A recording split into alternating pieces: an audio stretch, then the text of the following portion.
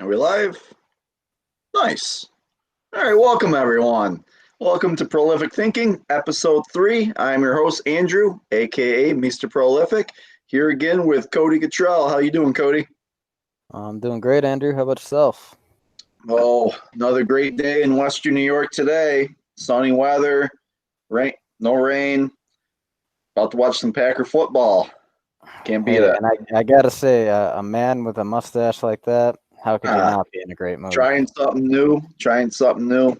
You know, And maybe you should, send a picture of that to Aaron Rodgers, give him some fashion tips. He seems partial to the mustaches. have you seen Aaron Rodgers' new beard lately? I don't think I have. Oh, it is. It's burly. So look up Aaron Rodgers like PGA video. Like he gave like a PGA announcement, and he's got a full beard. I don't think he's trimmed it in about 3 months. So, um, his beard does the same thing mine does. It kind of like curls on the sides and comes down straight, like nice and thick down here. It's quite impressive. But I I think don't he's know just if gonna I. keep growing it until either Jordan Love starts or it's traded. So have one of those Ben Roethlisberger and Mountain Man beards by the time that happens. Whatever, whatever's the breaking point, right? Yeah. All right. Well, yeah, All right. I'm excited about this episode, Andrew. We So am are I. doing So something a bit unusual here, aren't we?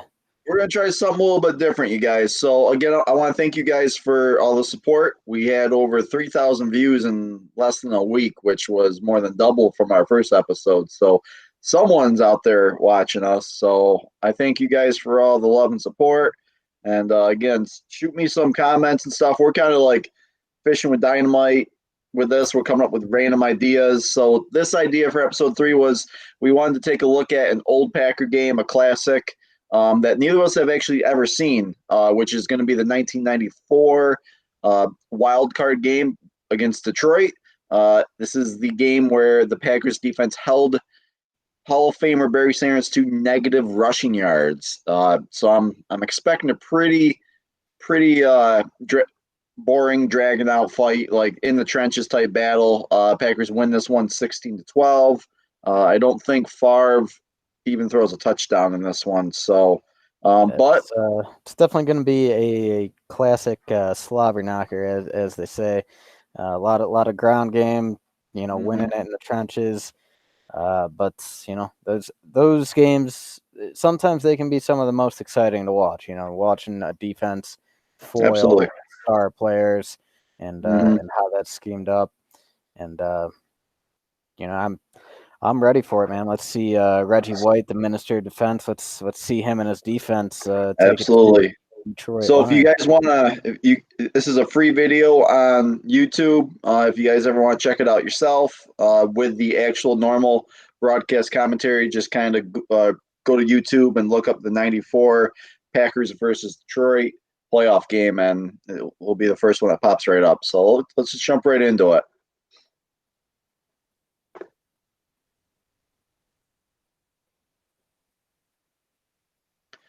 All right, Cody, can you see the game? I can. Looks like All we're right. lining up So to receive the kickoff. so who do we got back on kickoff here? I gotta think maybe some Charles backdoor off. Jordan. Charles Charles Jordan, one of our receivers, looks like a as well as a Corey Harris, which is a cornerback. cold cold game in Lambeau. So I'm surprised they're in Lambeau right now because I thought Detroit won the division this year and we came in as a Uh, wild card. nope, Minnesota actually had the best record. So Minnesota went 10-6. Green Bay went 9-7. Detroit also went 9-7, and the Bears also went 9-7. Yeah, so Bears were two 9-7 teams got in as wild cards. yep, and I Yeah. believe Green Bay was the second. They probably had the head-to-head tiebreaker in the season. So the wild card game here is in Lambeau, and Yeah, I this believe is it takes also place on New Year's Eve, December yep, 31st. So this is also back when Tampa was in our division as well, and they went 6-10 that year. oof. All right, and And we're we're up. off.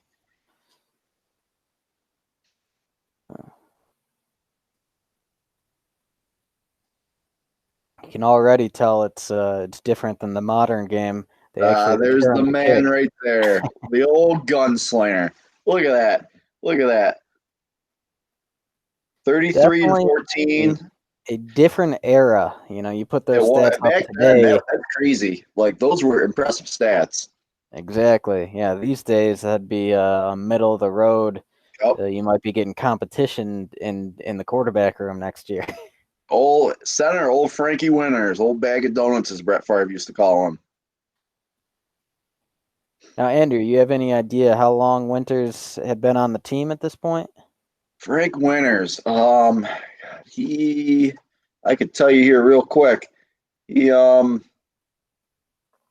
drafted in '87, so he would been spent his That seventh long race ago. year. Yep. He was a 10th round draft pick. It was back when they had more than 7 rounds. So we took him in round 10. Oh, that turned out to be a pretty darn good pick. Yeah. All right. All right. So our running backs, we kind of had a 50-50 time split this season with Reggie Cobb, who we got from Tampa in the offseason. And Interesting Edgar Bennett. interdivisional trade there. Don't see that Yeah. very often. And I remember seeing some. I used to have like some old football cards of like Reggie Cobb back when he played for the Bucks, and I always, for whatever reason, he was just kind of on my radar at like a young age. So I think we're getting a little look at Ron Wolf up there in the press box. So starting the game out with a short, quick pass, picked up some decent yardage, and then we go with the run. Oh, there's a young Mike Holmgren. Oh yeah, that the Walrus hasn't come into full form yet at this point. Where does Mike Holmgren rank on your coaching tree for the Packers? Like, is he up there? Was he one of your faves? Yeah, I mean, I gotta say, for the amount of time he was with the team, the success he had, you know, I'd probably gotta call him second best Packers coach. Well, I mean, we forget about Curly Lambeau since he was so far back. Yeah. So I guess it probably goes Lombardi, Lambeau, then Holmgren. You put Holmgren over McCarthy? McCarthy was there longer, and he had a lot of sustained years of success. But I think the heights of Holmgren's success in a shorter career, I think I'd give him the edge there, and especially taking us out of a decades of poor play, and making us relevant again. They're going to throw a flag. It's probably back before they threw flags for everything. Or put some mustard on that one. I remember Robert Brooks telling reporters in an interview that Favre would like threw the ball so hard in practice that he literally like ripped the skin off of his hands. Like when he tried to catch it, he threw it so hard.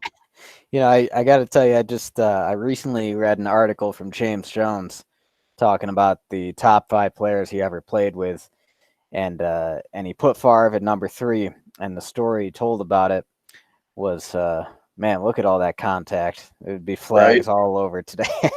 Yeah, but anyway, so James Jones, already got an injury. Doesn't look like a good one either. I'm glad they took the commercials out. Yeah. But anyway, so James Jones, the story he tells about Brett Favre is his first day in practice. He's got it in his head. He's been hearing about how hard Brett Favre throws the ball, and he's like, you know, I gotta catch this. I gotta prove myself. And of course, he drops his very first pass. He said it looked like the ball was coming slow, and then it just hit him like a brick. And you know, he thought when he dropped it, he thought his career was over. He looks up, Brett Favre laughs, kisses the bicep, and says the old man still got it. I can totally see Favre doing that. Now, Aaron Rodgers, on the other hand, he'd probably just give a mean scowl and not throw the ball to you for the next 10 plays. I was talking with someone the other day about the biggest difference between Favre and Rodgers, like in their whole demeanor. Like Ooh, Rodgers nice never lets placement. himself get too worked up. So 87, Robert Brooks. He was a pretty. I feel like he's very underappreciated for like all of his contributions he did throughout his Packer career. He was very under the radar, but very. He was an excellent receiver. Yeah, certainly overshadowed by Sterling Sharp, obviously. But in this game, Sharp was injured. What I think 2 weeks prior to this, Yep. with his career-ending injury, and so Brooks coming in, stepping up as the number one, starting out with a pretty good game so far. Yeah. And we're moving the ball here, pretty up-tempo pace. Hmm. It's kind of looks like we got Detroit on their heels. Yeah. It's really important to get out to at least put some points up on the board on your first drive. It really helps your defense out a lot to get out of the gates quick and give yourself a little bit of a lead right out of the gate. So, and as I said, you guys, me and Cody have never watched this game. I've never even previewed it. This is literally the first time we both watched this like live for the first time. So, live for us. So, I was 4 years old at the time of this game. 94. I was not too much older, 6 years old, but I was still a Packer fan. I was still a Packer backer. To be honest, the first Green Bay Packers game I ever recall watching was the Denver Broncos Super Bowl.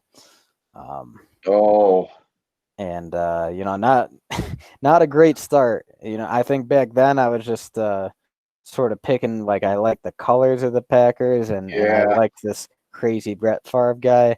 And even though they lost that game in heartbreaking fashion, I've been Packers fan through and through ever since.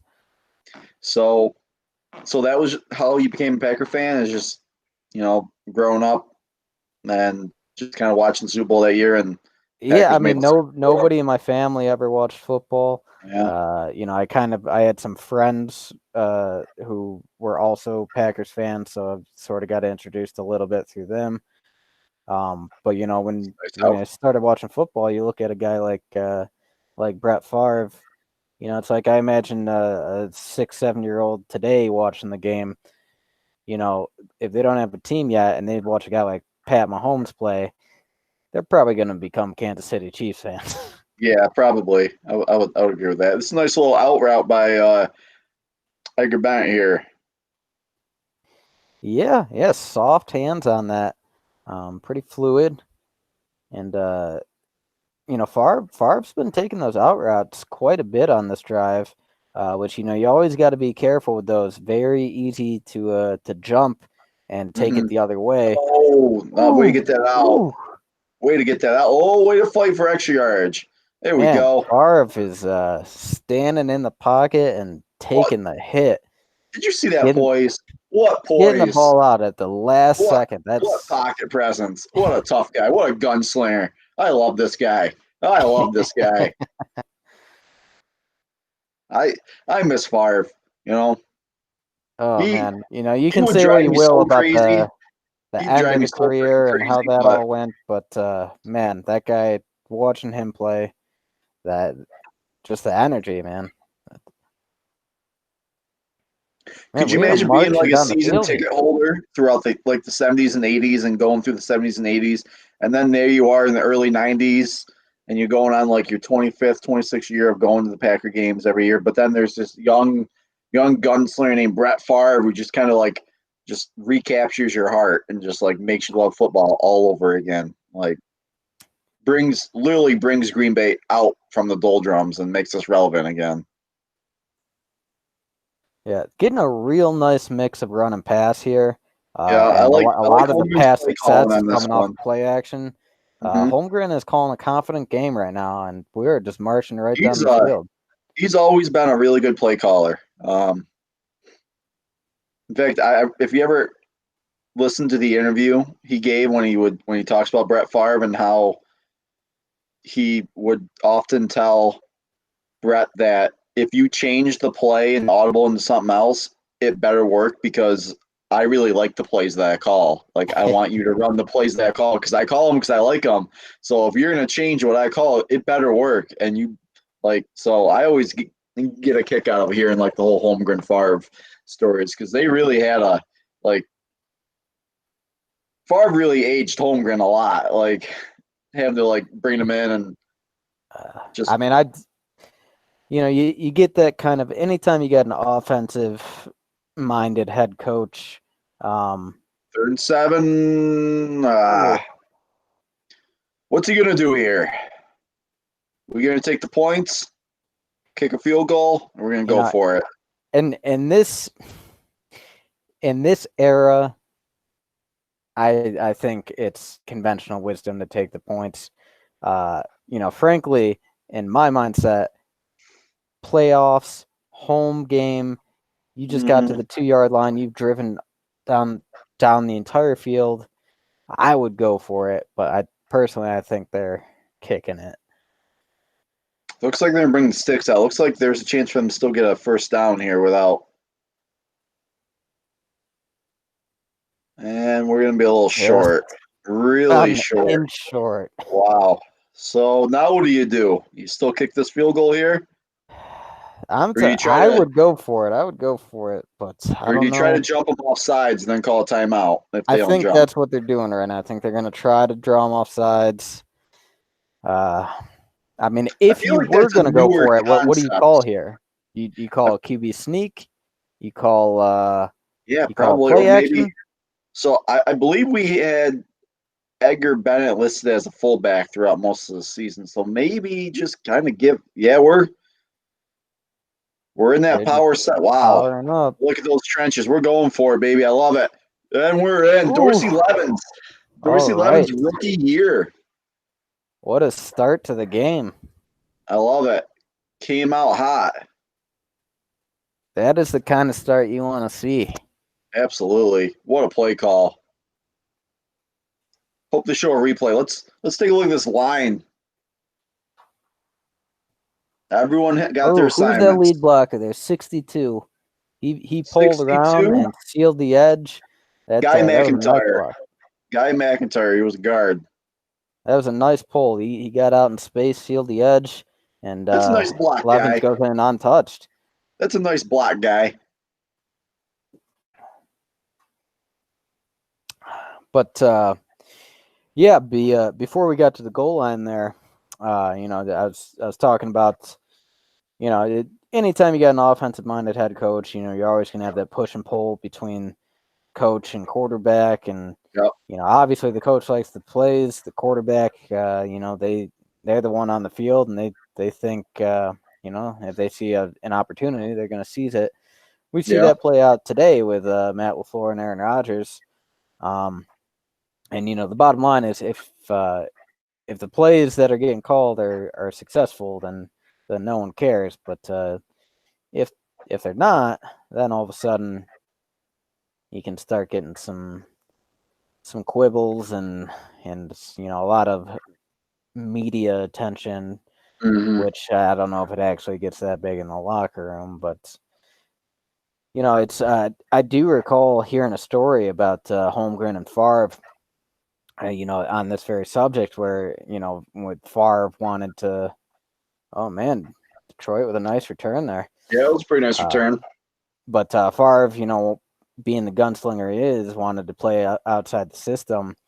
And I guess Holmgren, he used to threaten, because Andy Reid was the quarterback's coach back then, and Brett Favre loved Andy Reid. He was his guy. And Holmgren would say, you better play within the system or I'm going to fire Andy Reid. And Brett would go, no, don't do that. Things worked out pretty good for all parties considered. I'll say. Man. All right, Detroit starting with good field position. Looks like they're at about the 37, 38. Barry Sanders. Nothing. Ooh. Swarming. Nice pursuit. 53, it's got to be George Kuntz. Yep, 53 is George. There's the minister of defense. There's the big guy. Brett Perryman. Yeah, Familiar Brett Perriman, Herman Moore. He was their number one that year. Yep. Barry Sanders, Herman Moore. That's the main attraction with this team. All right, 2nd and 12. So I believe the Packers defense finished 6th overall in the league in '94. Man, look at how close we are to the line here, selling out for the run. Oh, all and right. That's why you got to do it. I mean, look at him. Yeah. He's look at that. One Just step so away from shifty and breaking it elusive. there. So elusive. And you know what? Like, okay, here's our defense: White, Jerkovich, McMichael, Sean Jones. Sean Jones was very underrated. Bryce Pop, Strickland, and Kuntz. Pop's always been a favorite of mine. I'm so mad that we didn't resign him. And then we got Buckley, Evans, Butler, and Teague. You know, I cannot believe Leroy Butler is still not in the Hall of Fame.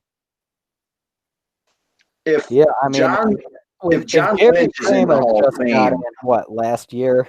That's John Lynch is in the Hall of Fame, and Leroy Butler is not. Nice. Ooh, man, we just collapsed their line there. Like that. Who's 99 guy in there? That would be Don Davey. Don Davey in there. Blown up. So Sanders picked up about 7 or 8 on that second run. So probably lost about 3 or 4, though. He's probably sitting around 2 or 3 yards right now. Oh, man, just pushes him 5 yards back straight into the fullback. So Detroit coming out with 3 straight Sanders runs. I think it's pretty easy. I think Green Bay knows exactly what Detroit's trying to do. So I mean, you watched every one of those plays. The linebackers were practically touching the D linemen. They are selling out for the run. Is that Robert Brooks there? That is Robert Brooks. We got Brooks back on that punt return. Not bad return either. Yeah, he was showing some speed, trying to hit the edge there.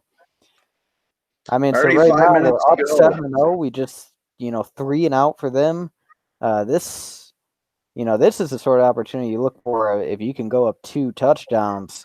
That completely changes the complexion of the game here. So this is a major drive for Detroit. Absolutely. You get Detroit in a hole early, it's going to take the ball out of their best player's hands, and it's going to force them to throw, make them more one-dimensional. So anytime you can get the ball out of Barry's hands is going to be a good strategy. All right. And we come out with a run of our own. Nice little run, but there's a flag. Guarantee it's holding. That was a nice fall forward. Probably got an extra 3-4 yards out of that. Cody, have you gotten to the point where you've seen so many football games that you just kind of know what the flag's going to be before they even say it? All right, it's on Detroit, though. Face mask on Detroit. Yeah, no, that is pretty. Most of the time, it's pretty easy to predict what the penalty is, given the context. What's the Flintstones Yabba Dabba Doo movie? Oh man, early 90s. The golden age of television. Man, look at that stash. Look at that stash. Man, he looks so much younger there. He just from here to the end of his Packers tenure, you're right, Brett. Brett must have stressed him out. Oh, for sure. Nice. That's a nice route by Bennett there. Bennett's already got about 3 in the passing game. Yeah, Bennett's got about 3 catches, I think I count already in this first quarter alone. Yeah, and Brett, he loves doing those quick, just over the middle slant dump offs. Just see what your guy can do after the catch. Frankly, it's something we don't see very much. I'm breaking that tackle.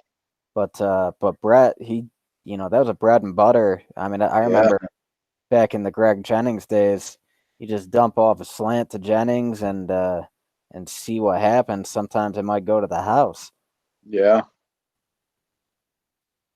Coming out with a lot of power runs so far in this first quarter.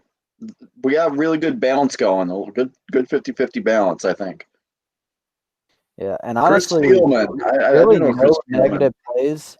The only real misfire I've seen so far was that second down at the Yeah. goal line where Favre just missed his receiver, hit that Detroit defender in the back instead. Other than that, it's really been all pretty positive plays. But Audible this is here. a pass. Yeah, this is a pass. Good. Ooh. Oh, you Oh. gotta catch that, Brooks. You know it's coming in fast. Yeah, that could have been dangerous too. Ball popped up in the air. Yeah, he shot block on Detroit. No, that's gotta be on us. Holmgren shaking his head. Did you ever hear the story about um Holmgren like ripping into Favre for something one time? It was like a snowy, cold game, and Favre is just like zoning out, staring at him, and finally Holmgren's like, "What are you staring at?" And Favre just goes, "Your mustache is frozen, coach." Like I can't stop staring at it. Like he's getting like reamed out by Holmgren, and all Favre can do is just stare at his frozen mustache. Yeah, I mean that's even to the very end of his career, it's almost a cliche at this point. John Madden used to always love to say how Brett played the game like a Oh, kid, like he's still in did, high school. But I mean, did that's anyone really that love was his Brett Favre personality. more time, man? You can see like a high school kid on the team just Yeah, staring at his coach like your mustache is frozen, coach, like that. That's Brett. That and just that kind of energy and leadership that he brought to the team, it's something that inspires the other guys. It reminds them that they're out there to have fun. Whereas Aaron, very different type of leader.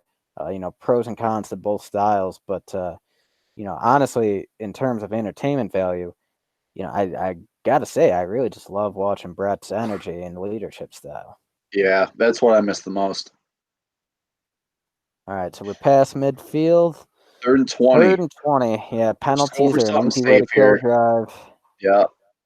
Ooh, Oh, ooh, see, there's ooh. those plays that kind of like, Brett, what are you doing, dude? It's third and 20.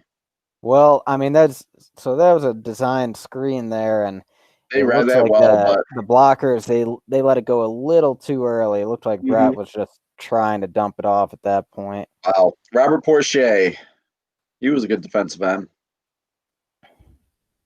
Do you think there exist papers out there somewhere where from John Madden, like adoption papers where he tried to like adopt Brett Favre, probably like failed, Uh, but probably like you can't adopt a 25-year-old guy, John. yeah, I don't know. I mean, at the very least, some passionate, strongly worded letters.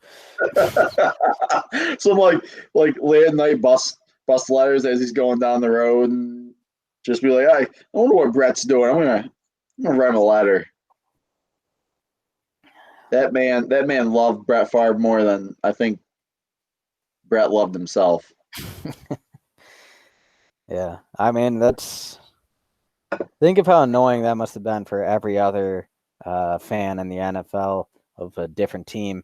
Anytime you're trying to watch a game and Brett Favre is playing, you just got to listen to Madden wax poetic Well, about it. it's probably not too much different than having to listen to a Troy Aikman commentary game when the Cowboys are on. You can tell he's clearly pretty biased, and I actually hate when he does Packer games because I think he's still pretty biased against the Packers for the most part. Yeah, I mean, I tend to agree there. He's pretty passive aggressive about it, but you can definitely tell he takes a little pleasure yeah, in taking pointing the out spot shots whenever. still. Yeah. But I So do want to say, so Reggie White, he got a nice jump as soon as the ball and was snapped there. Good penetration. nice push. She's been a little quiet so far, but they've been running the ball, not too much passing going on. So I think Detroit's strategy is very simple. They just want to run the ball, get the ball in Barry's hands, and they want to. And also with running the ball, it takes. I mean, you can't get sacks if you run the ball. But Green Bay's been up to the task so far in this game. Yeah, and I mean it makes their game plan makes sense. I mean, when you're looking at a defense whose strength is you got Reggie White and Sean Jones on the edge, and then a very strong secondary as well. You want to minimize your passing, and then you got a player like Barry Sanders who literally anytime he touches it, he could break it to the house. It's a solid plan, but right now our defense just rising to the occasion, very swarming. No yards after the catch. Barry's struggling to get to the line of scrimmage before he's meeting contact. A lot of hustle in this game. I think we're coming up on a third down here. Yeah, it looks like a 3rd and long. This is back when they didn't have the tickers up like 24/7. You actually had to. Looks like we're lined up in man coverage. Once again, playing tight on the line. Got a blitz coming. Nice push. Oh. Ooh, that could have been a big play. It could have been. He was juggling that. We sent the house on this one. Yep. It looked like the receiver wasn't ready for it. Like he didn't expect it coming to him, which he should have. He was the hot read in that situation. Yeah, if he would have caught that in stride, he could have been off to the races on that. Playing a very aggressive brand of defense right now. Do you recall who the defensive coordinator was in '94? Oh, I could find that out for you real quick here. Let's see. The defensive coordinator. Man, Brooks is looking pretty good as a punt returner. Fritz Shermer was our defensive coordinator. So you'll probably be seeing some familiar faces here at some point on some camera angles. We got, obviously, the head coach is Mike Holmgren. Our offensive coordinator in '94 was Sherman Lewis. Quarterbacks coach was Steve Mariucci. Running backs coach was Gil Haskell. Wide receivers coach was John Gruden. Offensive line is Tom Lovett. I think Tom Lovett is still around. He became the strength and conditioning coach for the Packers, like current, I think. Yeah, you might be right on that. Lovett sounds familiar. I'll have to look into that. Our assistant offensive line and tight ends coach is Andy Reid. Defensive coordinator, as I just said, is Fritz Shermer. Defensive line is Larry Brooks. Linebackers is Bob Valicente. Secondary coach is Dick Duran. And Dick Duran. Yeah. That's a heck of a name to have at the secondary coach. I mean, just look at that. So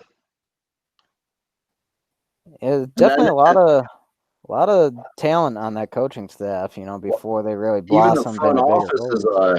Even the front office is a who's who. Our president's Bob Harlan. General manager is Ron Wolf. Our director of pro personnel is Ted Thompson. Really? Our director of college scouting is John Math, and our pro personnel assistant is Reggie McKenzie.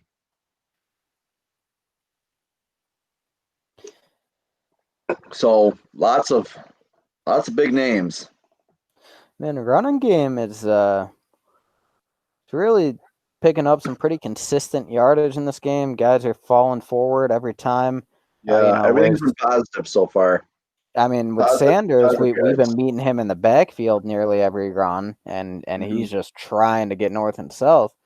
Our guys, we're not getting touched until we're at least 3 yards down the field. It seems we're really rocking Detroit back on their heels. Yeah, we are. I mean, in that last drive, we had some good progress until the penalties killed it. It's kind of looking at this point like it's don't beat yourself kind of game. Yeah.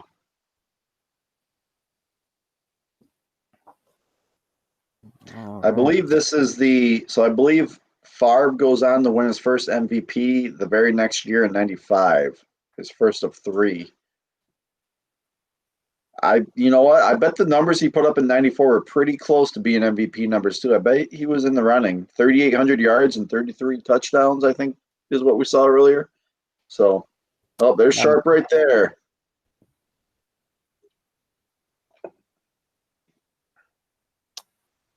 Man, was he What a good. shame.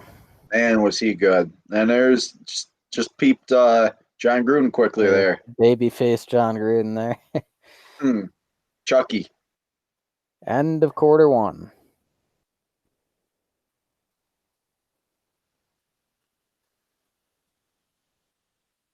Oh, all right. Actually, I guess second quarter already started. It looks like Detroit called a timeout.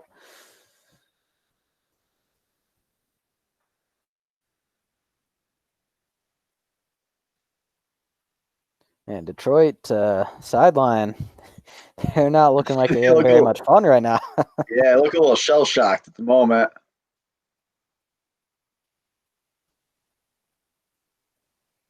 All right, Detroit moving up Third tight, one. man coverage, coming with a blitz. Oh, get there. It's gonna be Ooh, it's close. gonna be close.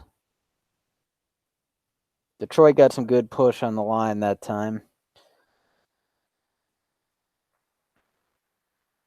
So, context gaming fans, if you're kind of digging what we're doing here, me and Cody have had some preliminary discussions on possibly doing some watch parties during current Packer games for the upcoming year, where we can do something similar to this and both watch it in like live time. And you guys are into it, and want it? We'll certainly give it to you guys. And Bennett showing a little bit of shiftiness there. Didn't have a lot of space to operate, but Mm-hmm. did we get that first? I think that's Favre's Frankie Winter arguing saying we about it. got the first. Based on Favre's animations, I'm thinking no. Yep, and Yeah, we're sending the punt team out. Who was our okay. punter? I think it was Craig Hendrick. It was Craig Hendrick. He All had a right. he had a hell of a leg on him too. Not so much with that first kick, but he did pin him in the 20. So. Yeah.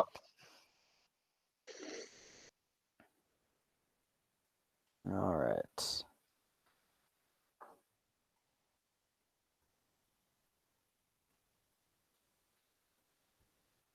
You could tell Brett clearly wanted to go for it on that one. But Yeah, on his own 25 or yeah. whatever. You know what? That's why quarterbacks make terrible coaches, because they would always want to go for it though. Oh, he almost miffed that. Yeah. Yeah, and so as you were saying, Drew, we've been considering maybe doing some watch parties during the upcoming season, but we've also talked about some more classic games. I know one that would be on the top of my list is the Ice Bowl. I think that would be a real good game to watch. Absolutely. Have you ever Um, watched Ice Bowl from beginning then? I've no, not start to finish, so that's definitely something I would like to do. Um, and I just as a personal, Oh, who is that? Coons. George Coons. Coons. You got to catch that, baby. Oh, that's why he's not a tight end. It's true. Ice uh, Bowl would be a great one to do. but yeah, it's a personal favorite that I would really like to do. I think I do believe I have the full game on a DVD that I can pop in and probably upload for us to be able to do one with. So yeah, it's absolutely one we should consider. Yeah, that'd be a good one. But yeah, like I was saying, as a personal favorite, I think another really good game to do would be the uh, the Seattle Nice. Seahawks playoff, where Matt Hasselbeck says, "I want the ball, and we're gonna win on the overtime flip." And our boy Al Harris, one of my all-time Mm-hmm. favorite cornerbacks, Mm-hmm. takes it to the house. I would love to rewatch that. One that would be up there for me, I would love to do would be the it was in the 80s. I can't remember the specific year, but it's the Packers Redskins Monday Night Football game, which happened to be the highest scoring game in Monday Night Football history up until like a couple of years ago. I Uh, think I think it was that the Chiefs Rams matchup a couple years yeah, ago that overtook it. yeah, but I believe it was like 40. It was like like two high 40s between us, and I think Lynn Dickey. It was back when we had Lynn Dickey for a quarterback. I think so. Lynn Dickey was a very um uh I'm not sure what that term is looking for. Like under the radar, like underappreciated. He was a hell of a quarterback. Um, Yeah, yeah. I Definitely mean, I doesn't was get the chops he did. He I was did. actually looking through some all-time Packer stats the other day, and you know, we always hear about how bad those teams of the '70s and '80s were, but when you look at some of the stats on the players, I mean, we had James Lofton back then, and Lynn Dickey was putting up great numbers, and you know, the offenses on those teams really they were pretty decent. It was the defense that was the problem. We could never Yeah, really put it together. we had to go with Lofton. We had John John John Jefferson, who we traded a first round draft pick for. He was already an established Pro Bowl wide receiver with the Chargers, and we threw, I think, at least one, if not two, first round picks to acquire him, and he was pairing him with Lofton was was a nice wide receiver duo for Dickey. He had multiple weapons, so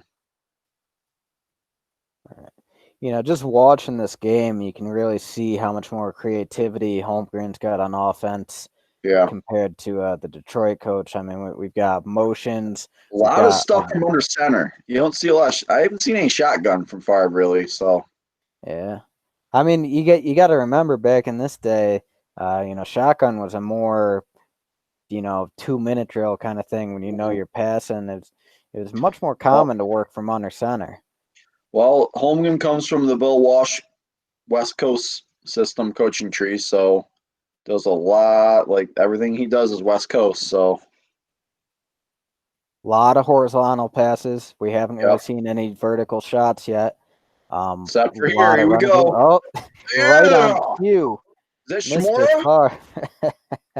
Mark Shmora. Oh man, that was a perfectly placed ball right there. Right in the bread basket. See, I still get jacked up about far passes.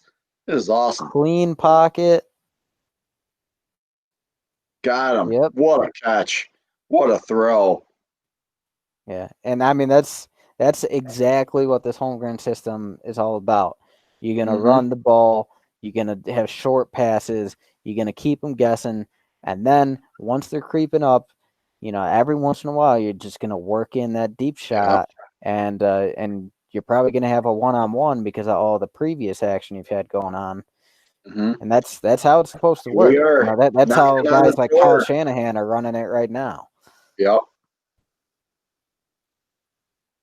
Knocking on the door. Right on the verge of going into the red zone here. You know, I'm curious. You know, you said that both us and Detroit finished the season 9-7, and that Minnesota took the division at 10-6. You know, I wonder. We just really seem to be the superior team today. You know, I wonder is it this particular game or maybe some injuries played a factor earlier in the year. It just seems like you know we're in a different league than Detroit in this game right now. So let's see. Since we got a little bit of time here in between this thing, I'll just give a little rundown of our schedule and the game results from earlier in the year. So we actually beat Minnesota in week one to go 1-0. We lost to the Dolphins in week two. We Dan lost. Marino Dolphins, right? He's still Yep, on them. Yeah. yep. We lost to the Eagles in week three. We beat the Bucks in week four. Lost to the Patriots in week five, which is surprising. That's back when the Patriots were just kind of like a laughing stock in the Ooh, NFL. Uh, Brett, what I are you saw doing? that. Beat the Rams in week six. We had a bye week in week seven. Lost to the Vikings in overtime in week eight. Then we went on a 3-game win streak from weeks 9 to 11 where we beat the Bears, the Lions, and the Jets. But then we went on a 3-game losing streak from week 12 to 14 where we lost to the Jim Kelly-led Buffalo Bills, the Troy Aikman-led Cowboys. We lost to Detroit. And then we That's ended a the rough year. stretch right there. You have Yeah, Jim Kelly, Troy Aikman, then a division rival. but then we ended on a high note. We won our last three where we beat the Bears, the Falcons, and then the Buccaneers. So, yep.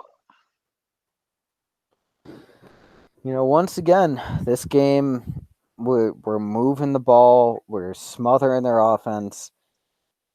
We're really just shooting ourselves in the foot. We're running into these third and long plays where we're just not connecting, Mm-hmm. and that seems to be the story of the game right now. Is that we're not executing enough to put the boot down on their throat. We're letting them hang around.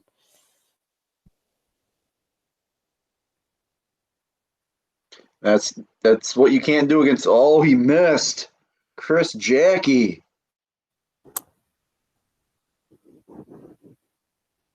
That's exactly the sort of play that can swing momentum. Detroit, Yep.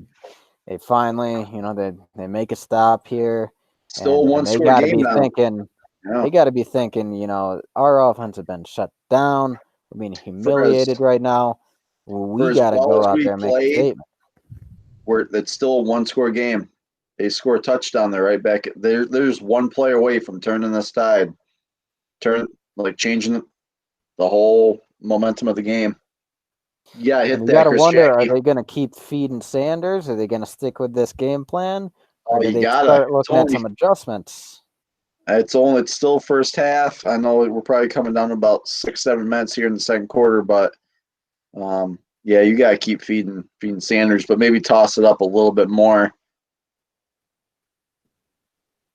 Maybe, pass a little bit to open up the run, get some high Yeah. percentage passes in there. Because right now, our defense is absolutely swarming. And, I mean, we're crowding the line on every play. I'm surprised I haven't seen them try more play action at this point. Because you would think that would draw the linebackers in just enough to get a nice chunk over the middle. But I can't really think of any play action plays that Detroit has tried to run so Wow. far. Wow. Nice Just job, collapse in the Reggie. middle. Reggie. Man among boys. Just on a whole nother Lining level, them up man. on the inside. Interesting there. Had Yeah. him and Jones on the same side. I wonder if they had Pop on the other side then. I because I've seen them put Pop up on the line with his hand in the dirt a couple times here. There he is. So there's Pop down there. He's hand in the dirt, number 95. Nice play. Ooh, Buckley. It's got to be Buckley, I think. yep. Got his hands on it. Oh, yeah. Mm-hmm. Buckley. Terrell Buckley. I mean, that just goes to show you when you've got a dominant player on the line like a Reggie White, or these days you can look at like an Aaron Well, Donald kind of guy. Like it's look at how quick they have to throw the ball. Like it's just like yeah. I two-step mean they drop and get it out. they can have the perfect play called, but when you've got a guy who destroys a double team, Mm-hmm. what can you do? It's just like it. That is why defensive line is one of the premium positions in the NFL. And if you look at our draft history over the years, we have always valued defensive line very highly. And I think he can probably trace that right back to Reggie White and seeing the success that he brought to the team. Boy, getting him was something.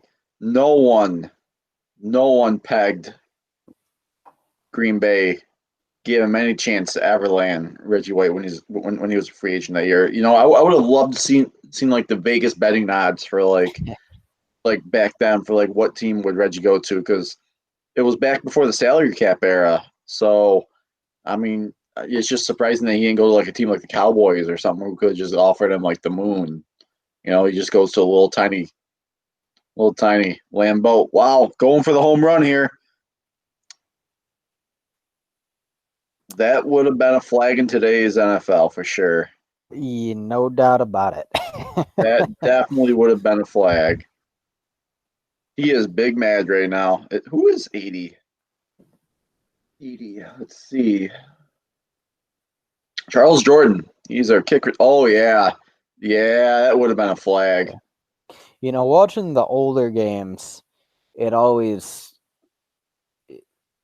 just sort of baffles me to think that a guy like Jerry Rice, the numbers that guy put up in this era where defensive backs could mug you.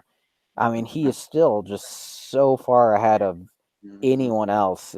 It's the guy's a freak. Like he's I just. don't think anyone's ever going to reach him. To be honest with you, I maybe, don't either. but I don't think players are going to have careers that last as long as Jerry Rice anymore. Because I especially think with more and more knowledge about concussion effects and all that, I think guys are more likely to retire earlier. And Jerry Rice, like he's one of those driven, Michael Jordan, Wayne Gretzky kind of individuals that I don't know if we'll ever see another one like him.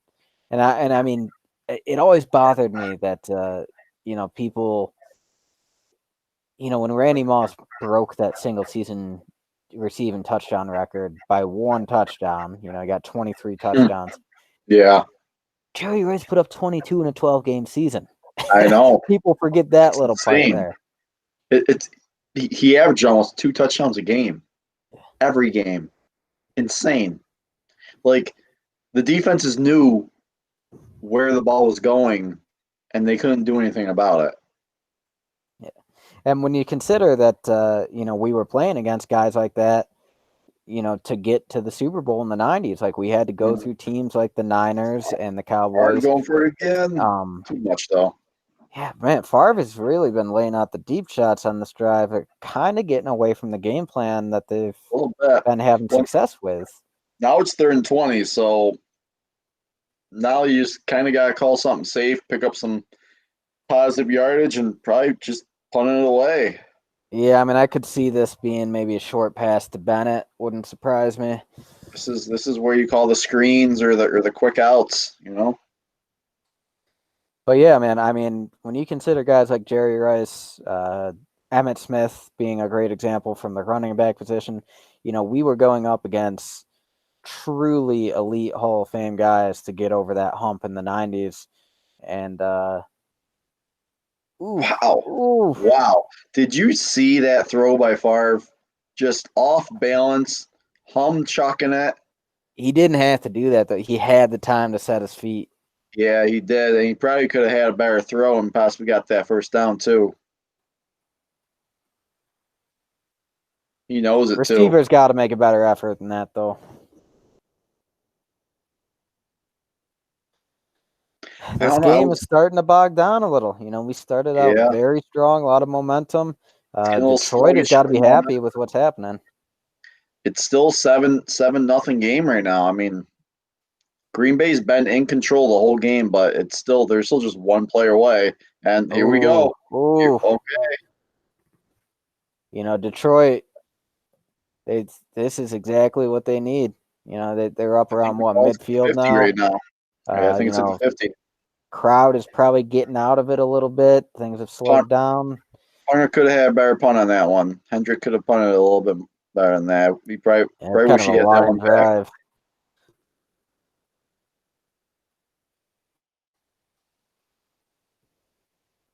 Bad tackle. You gotta wrap him up. I know Levens is running back, but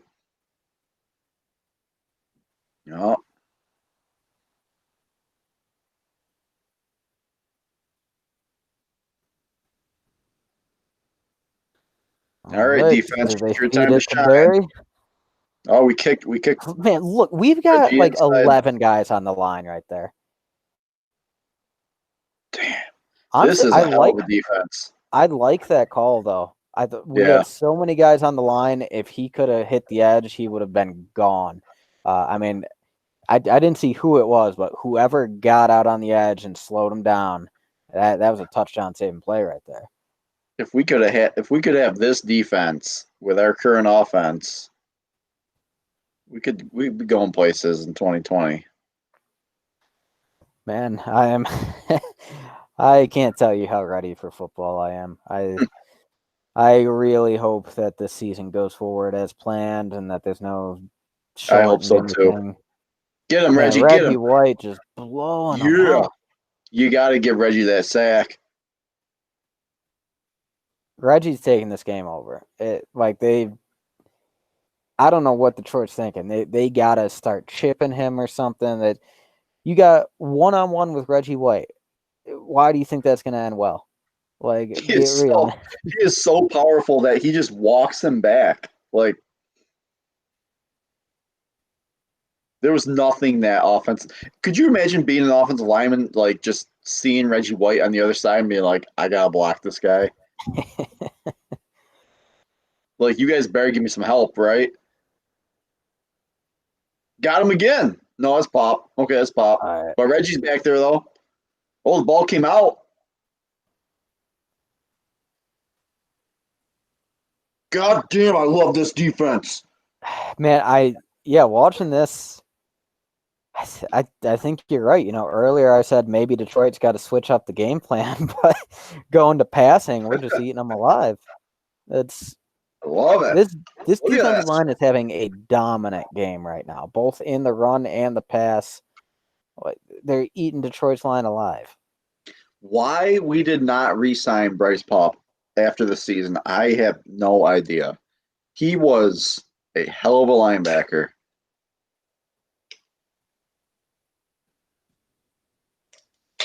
Short punt. That's a couple ugly punts Detroit's had now. Yeah.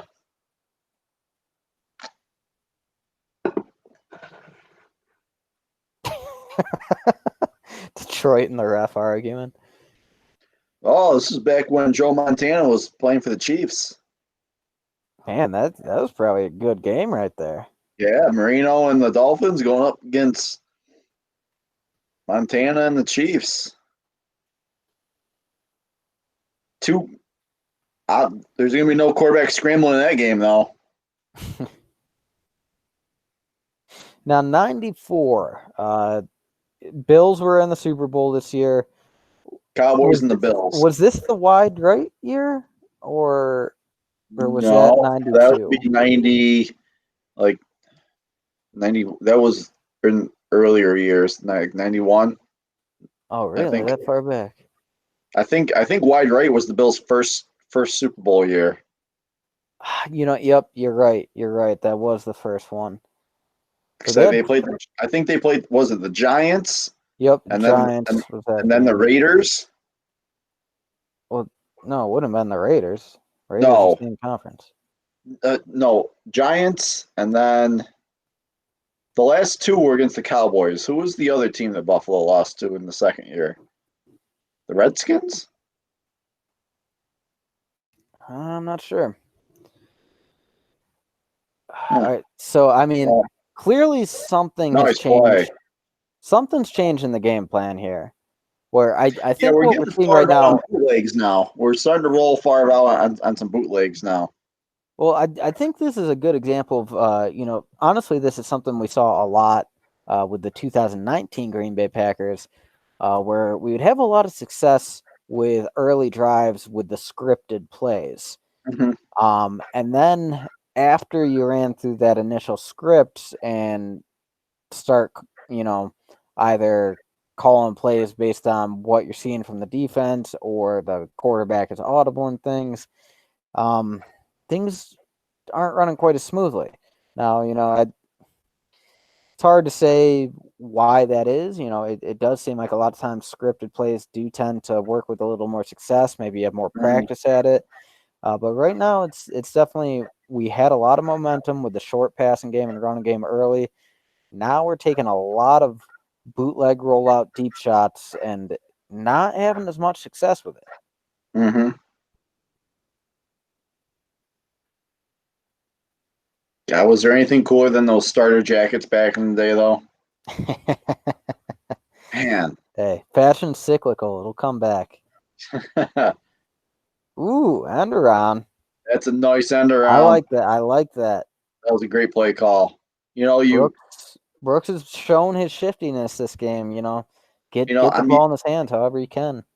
I'm usually not a really big fan of those of the end arounds. They just, anytime I've ever personally tried to use them, they just never really work out. But under the right circumstance, you can pick up some nice chunky yardage. Nice misdirection Favre on that. really sold it too. Like Favre Yep. helped sell that.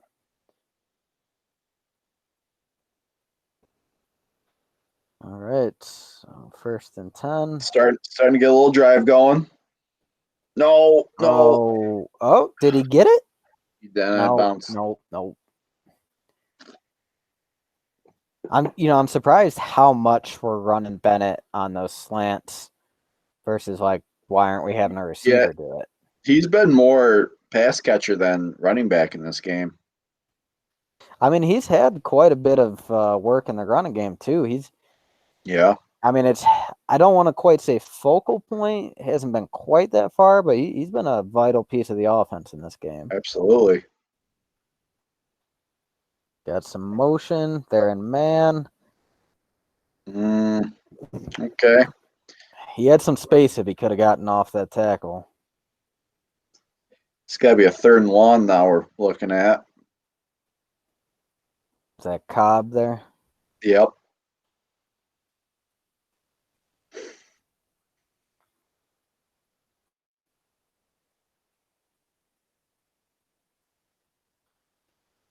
All right. What do you think they're dialing up, Drew?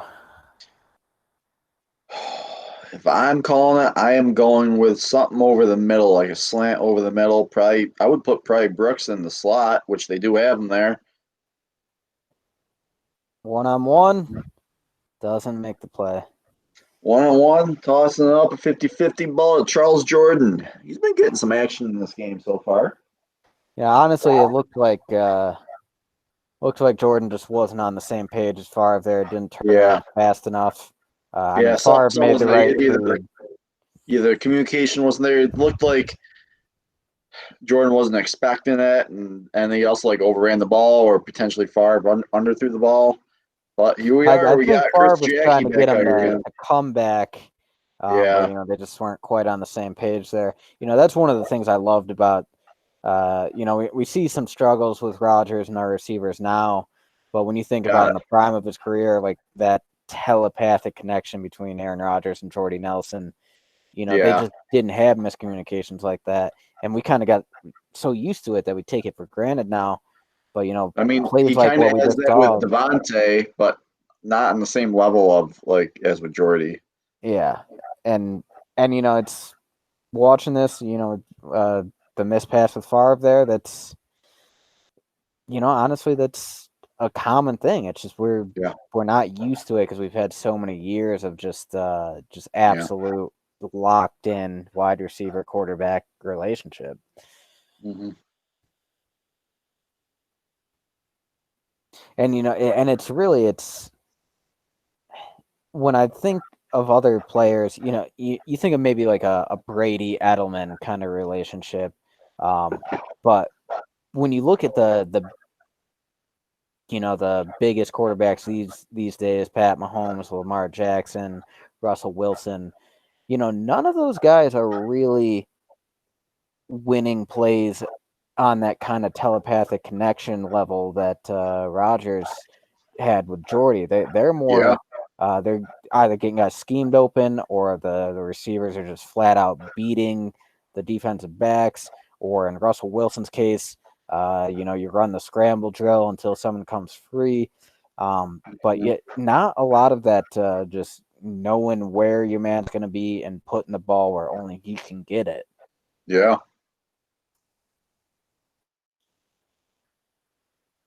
All right. Got another punt.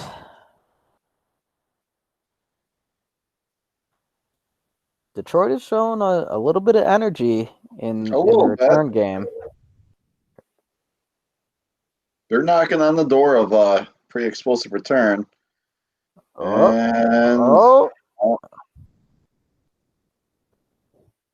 Reggie was like, "I'll see you out there." He looks like such a little kid compared to Reggie. Like there was a moment when like Reggie's like silhouette completely engulfed his whole image from behind that camera there.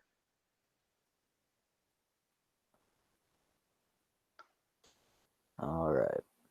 So we got to be getting close to the end of the second. putting a little bit of pressure on Detroit now. Yeah. I mean, still, it's not out of hand. Nope. 2-score game, but that was a good play call by them. Something quick. Yeah, and our defense, if you notice there, we backed off a little bit, not playing quite as tight as we have been. Yeah. Starting to anticipate that they're going to have to change their game plan, and looks like we're going to rely on Reggie and Sean Jones to do the dirty work and get this done. Mm-hmm.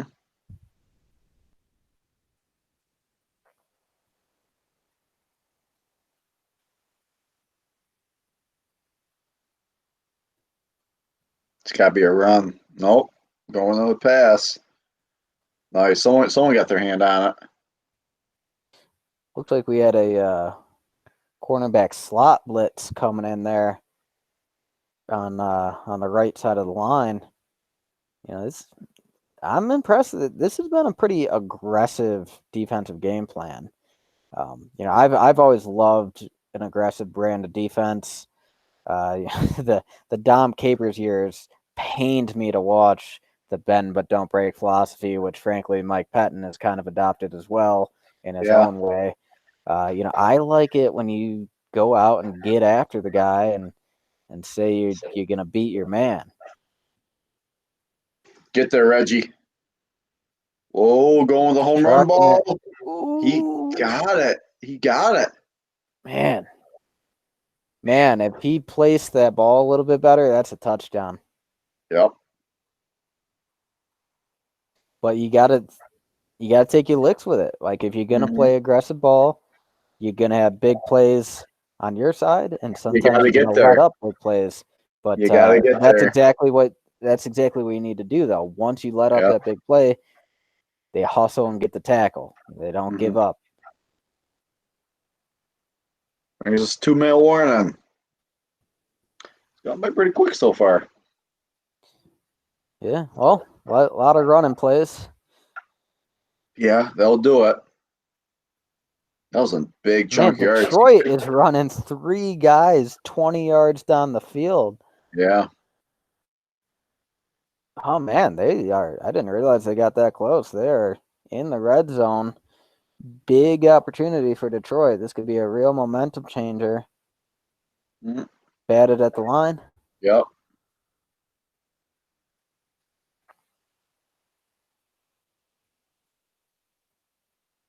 And Reggie White, he is taking this game over, man.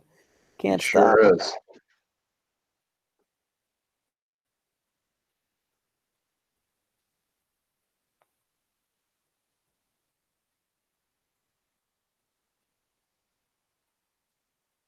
I'm trying to think, when's the last time there were 3 NFC North or Central teams in the playoffs?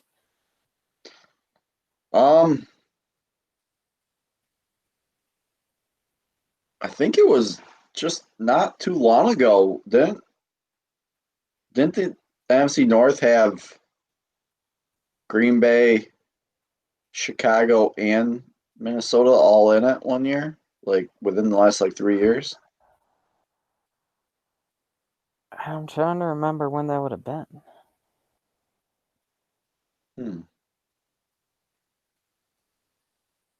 Well, with them expanding the playoffs now and adding that extra team in, you'll probably start seeing it a lot more. Yeah. Honestly, I think that's a good move. I think it's going to make those last few weeks of the season a little more exciting for more fans. And I mean, I've always loved Wildcard Weekend.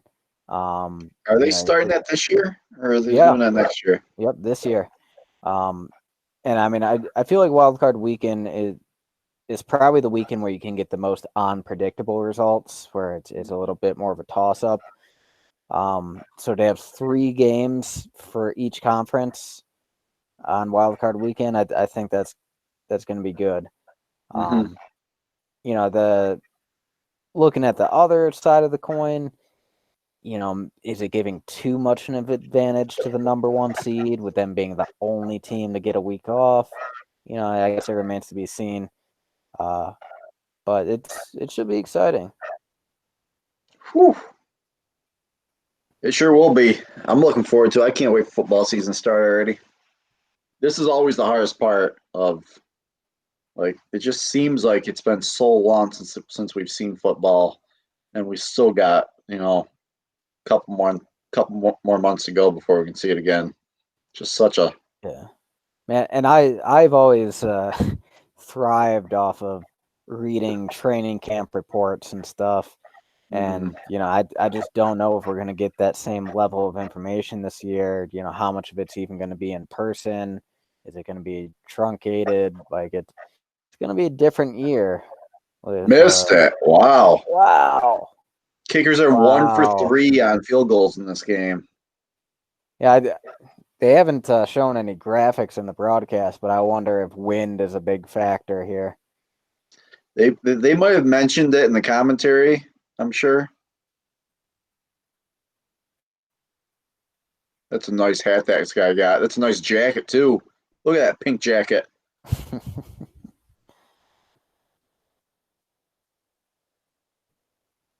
Good hold.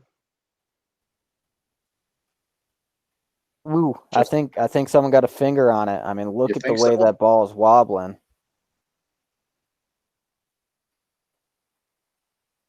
And Jason Hanson? Yep, that is Jason Hanson.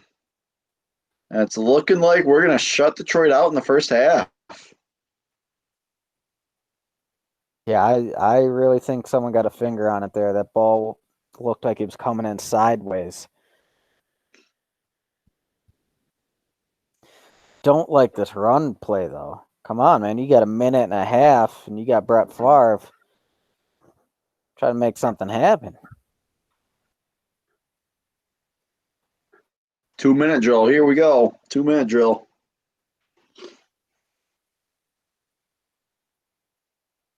The man can throw it to the end zone from where you're at. I think they're going to take a play action shot, and if they miss it, they're probably just running out the clock. Really? Holmgren, what are you doing? Speaking of these home run shots, can you believe how many successful Hail Marys Aaron Rodgers has in his career? He's the king. Three, I think, off the top of my head. But no, it's more than that, bro. Is it? He's got Detroit, the Detroit one, the Giants.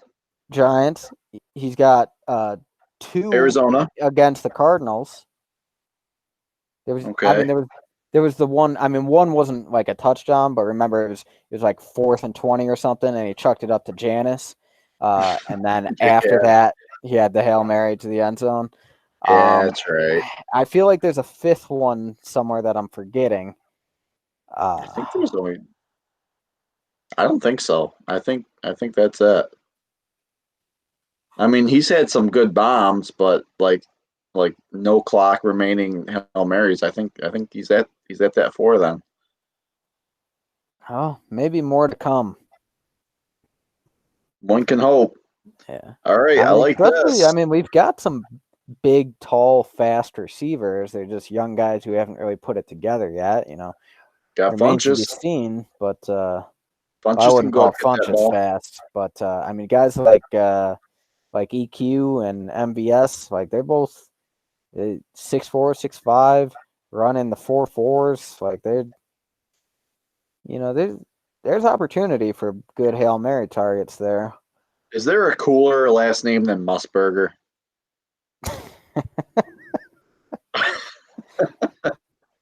Like Brett Musburger is one of the coolest commentary names I've ever heard.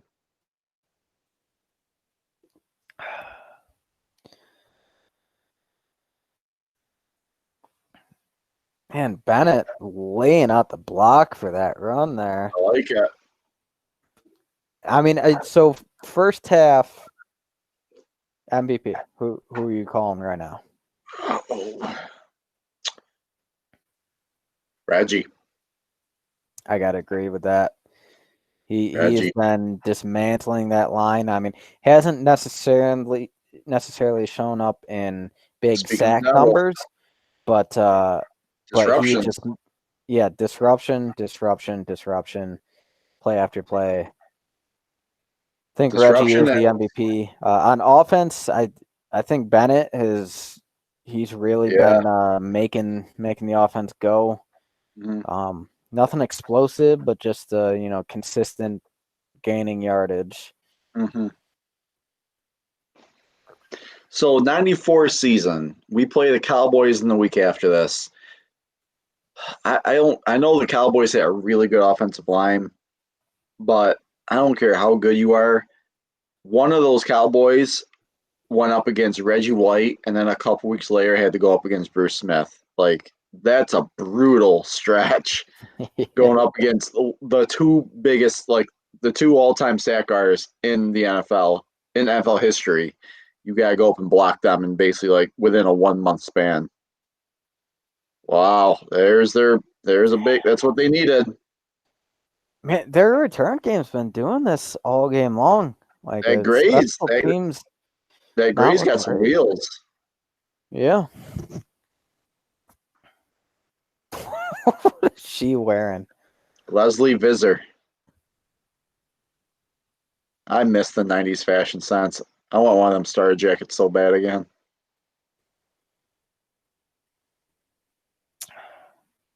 So what do you think Holmgren told the team at halftime? Oh, whatever it was, he probably yelled at.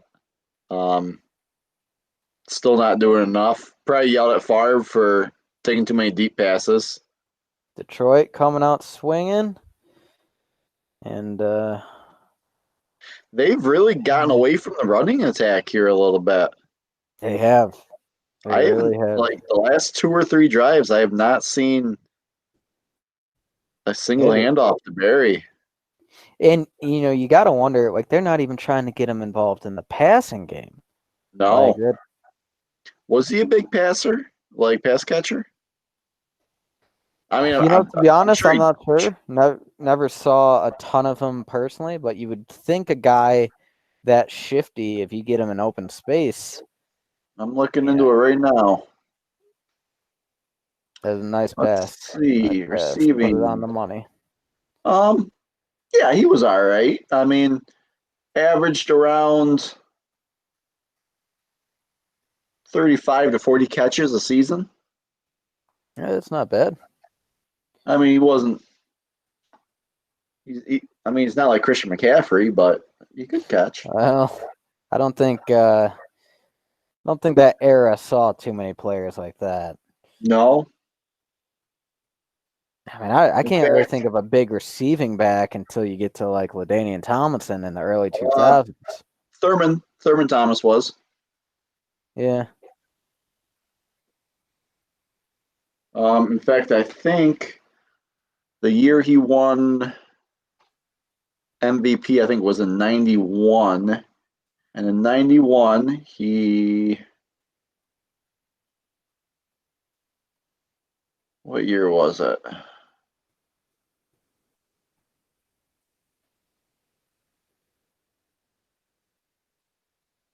Yeah, he had like 60. He averaged around like 60 catches there in the early '90s. So And they are just giving up on the run game they right now. are. It's working though.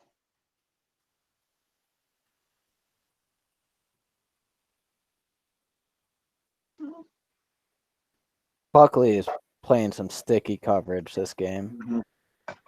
Mhm. Oh, actually, that is my mistake. That wasn't Buckley on that play.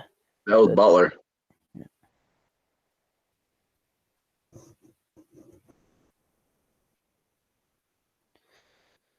Well, Detroit's doing a much better job of moving the ball in the last few, yeah, but third and 9. this is a I big think we play right stop him. here. I think we stop him here. I think we're coming with a blitz. Yeah, let's get a sack here. Let's get a sack, boys. Yeah, yeah. Yep, that's what I'm talking about. Oh yeah, Sean Jones. Pick your poison.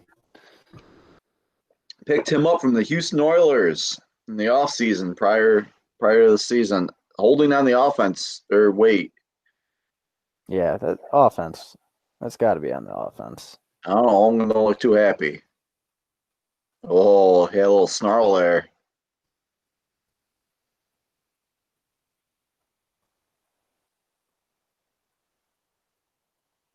man, that defensive line is so disruptive. And that was on us. No, there's offense. They're punting. Okay, they're punting. Yeah. And I did see that they doubled White on that last play, so maybe they're finally coming to their senses and saying we got to stop blocking this guy one-on-one. Yeah. But if they do that, as we see, it just opens up the opportunities for the other guys on the line.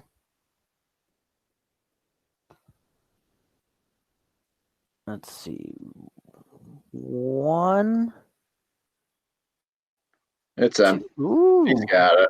That was a catch. That was a catch, Yep. and they did not give it to him. Before instant replay. Challenges and for the instant replay, yeah. I forgot what year they brought the instant replay back. Early 2000s, maybe? Well, look at that first half. Started off great, and since then, not much, dude. Too many punts. Yeah, and if you look, that first touchdown drive, 14 plays. It was all the short game we were doing. Long, sustained really drive. Gotten away from it. Just sloppy. Got to hold on to that. We're kind of getting into a little bit of a lull here, a little bit of a rut. I mean, we need something to break us out of this funk that we're kind of in. Yeah, and I mean this is the situation where you look to your star, someone to make a big play, and our star is Sterling Sharp, not on the field. Mm-hmm. So is Robert Brooks going to step up? We haven't seen much action from the tight ends at all, other than the one deep shot to Shmura. There we go. There's a little something. Brooks? 88 would be Mickens. Terry Mickens, I believe. Okay. All right, that's a nice little pick up there. Double check here. 88 is Terry Mickens. Man, I just love seeing young John Gruden on the sideline. Yeah. Boy, what an all-star coaching staff this was. Yeah. Is he chewing? Sharp chewing on the sideline? I think he is.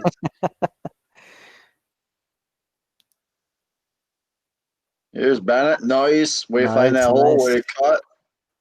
Nice little one cut right there.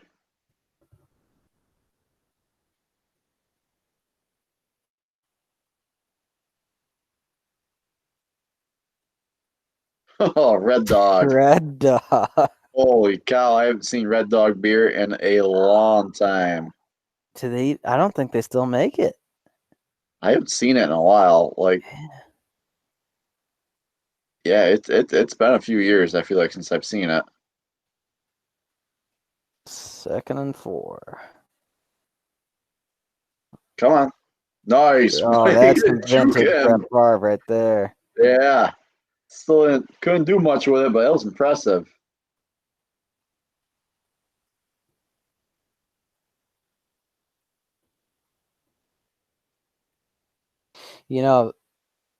Watching,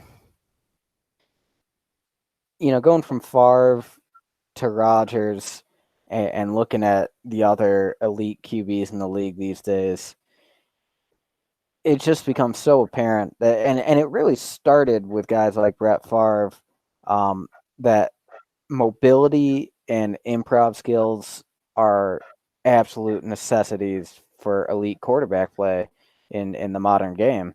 And I just don't understand why anyone would draft statue type players these days. I mean, like a great example is, you look at like a Joe Flacco. Yeah, he did get a Super Bowl, but I personally know Ravens fans, and trust me, nobody is confusing Joe Flacco with an elite quarterback. No one. And it's just, like these days, you really really need mobility from the quarterback position, and that is one exciting aspect of Jordan Love's game. And I think they're going to try to continue that lineage of Favre to Rodgers to Love Mhm. Come on, of Favre, guys come on. who can do this right here. Just like What is that. what Yeah, is that Lions coach doing on the ground? I have no idea. He was lying there before Favre even got there.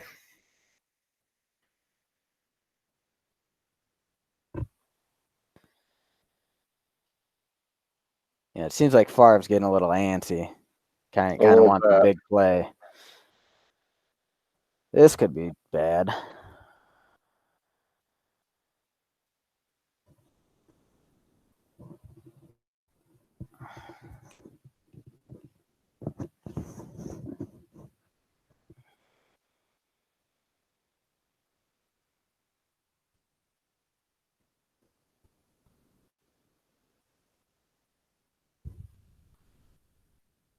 All right.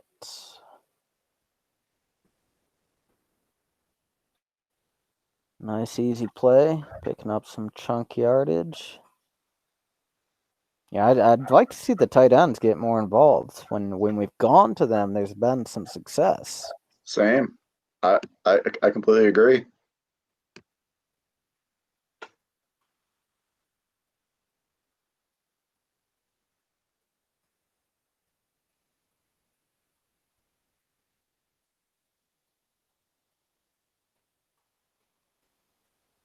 Let's see. Halfway through the third. We're moving on this one. Nice sweep to the outside. Couldn't get there though. That was good. Close. That was a good play on their part. Yeah, I mean Bennett to me, he's a very multi-purpose player, pretty reliable, high effort guy, but he Mm-hmm. is not the kind of burner who you expect to take one to the house. Yeah, never And has it seems been. like we're trying a lot of runs to the edge, and he just can't quite get there Get fast there. enough. Yep.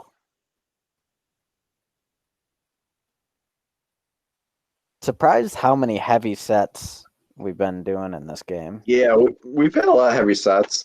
Another run that just kind of got eaten up there at the line of scrimmage. I think that was a 4th and 1 that we just tried to run on, and I don't know if we made it. I'm so amazed by not like there's no tickers or anything that like It really is crazy. yeah, like it's just straight like once in a while we get that. But then other than that, there's no down and distances that are always on the screen now. And Yep, that was a 4th down. We did not make it. all right, well, just gotta stop them now. I think they're gonna come out and try to establish the run on this one a little bit. Well, try will be the key I don't word. know, man. They haven't sniffed the run in so long. I wonder if they've just given up on it. They might, yeah. Wow, they're just going for this deep ball. Did you catch that? Are they going to give it to him? They are. Wow.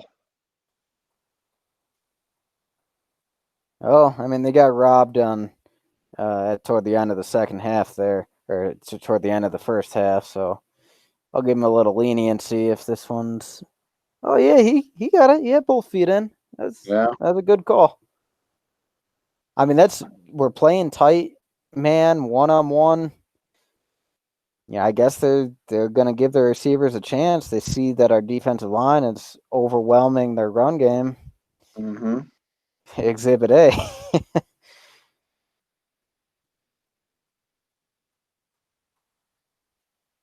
Maybe they're trying to change the defense with all these deep shots 1-on-1, hoping that we go a little more zone, free up the run game a bit.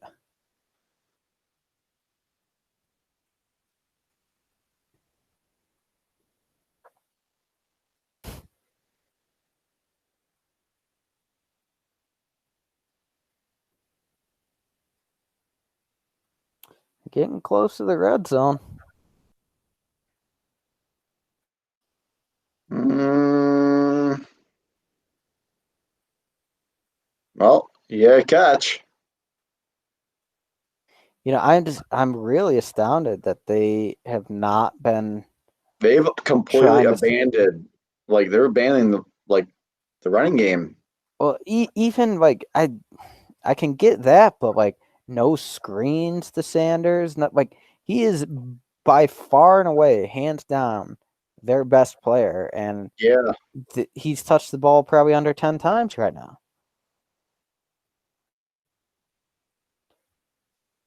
It's just really. I think we've really outcoached all right, Detroit here. so far. And it,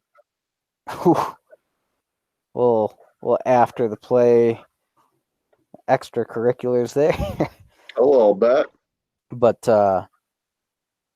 yeah, I mean, I think we're just out coaching them, and it's really just our own mistakes that are preventing this from being a blowout right now. I agree.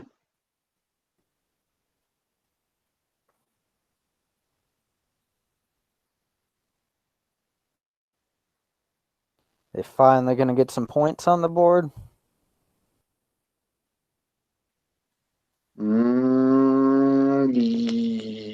Yes. Wow. That was almost a It double was a little point. shaky. I think wind's got to be a factor in this game. The kicking has been very suspect from both sides. Yeah.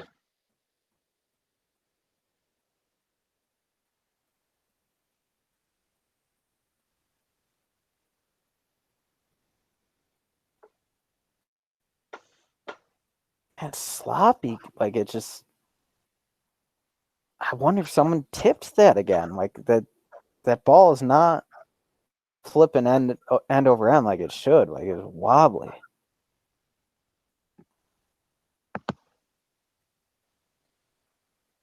Man, their quarterback looks like a substitute science teacher at a high school.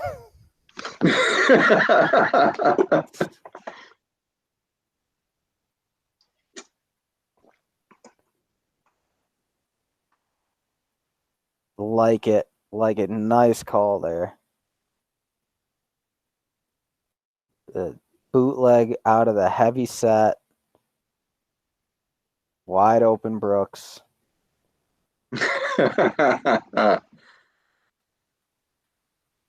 And I've always loved watching Favre on bootlegs. Like he can really work some magic there.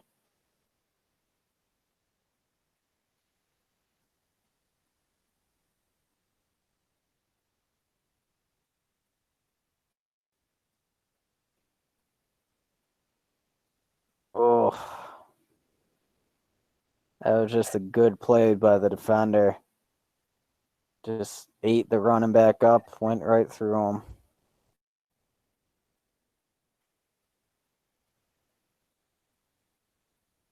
Bennett taking the block. Yeah, on his knees there. Not a very good block. Nope. That's their first sack in Favre, though. They have been getting some pressure. Nothing too crazy.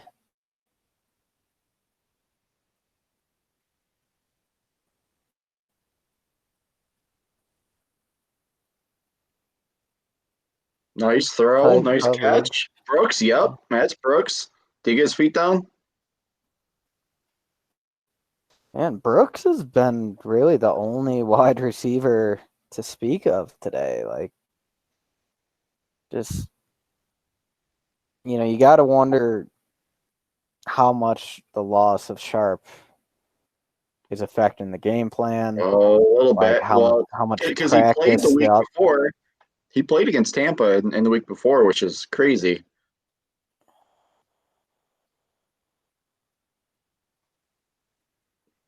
Well, going for the home run. Can we get it? Oh. Man, How many that's. how many Aaron Rodgers throws last year brought back some PTSD right there? Like, oh man, so many throws I feel like from the 2019 season that were just off. It's a sweet jacket he's Yeah, got too. very 90s. Very 90s. But yeah, man, you're right. Just something with Rodgers was off last year. Frankly, I think his mechanics were sloppy at times. And I wonder if, since his multiple collarbone injuries, I think mechanics might be more important for him. He used to be able to make the Superman plays off balance, just flicking his wrist. I don't know if that's going to be the case anymore. I think setting his feet is going to be a little bit more important going forward. Hopefully we see more of that in 2020. We got a penalty here? I hope so.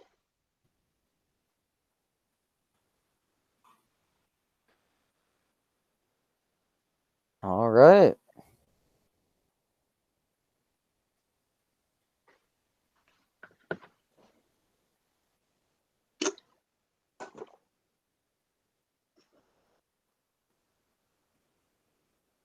What a dogfight this match is. This football game is so far. 10-3. You don't see these types of games too often anymore. The rules are not set up to have these trench warfare type football games anymore. Yeah, I mean I found it so surprising. A couple years ago when we had that Patriots Rams Super Bowl 10-3. Oh, yeah. That was just I was shocked that in this day and age got a game like that. Belichick coached a game for the history books in that one. That's for sure. That was a high profile Rams offense. It was impressive what he did. Yeah, I mean, frankly, I am very eager to see what he does this year post Tom Brady. He's got a no-name quarterback, fourth round pick from a year ago or something. A lot of people writing the Patriots off. I don't know if we can do that quite yet. I mean, No, Belichick, that team's more than just Tom Brady. Yeah, I mean, they still got Stephon Gilmore. They still got arguably the best defense in the NFL still.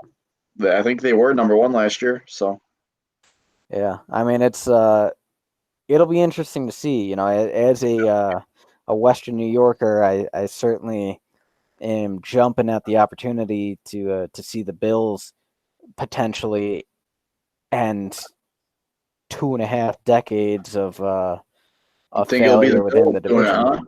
You think it'll be the Bills doing it? I think it's. I think Bills probably win the division, but if they don't, I think it's Patriots. I don't see the Jets or Dolphins coming close this year.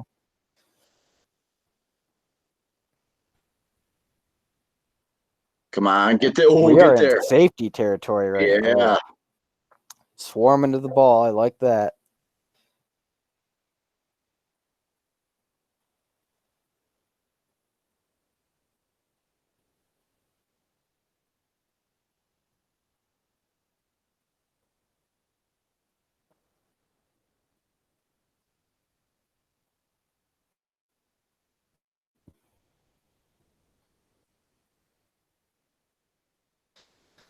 All right. Will Detroit get some moment? Oh, wait. That wasn't a first down? I thought he had enough for a first there. Guess not. Did you see that the scoreboard is Detroit's punter has just been shanking it all game. Already in Detroit territory.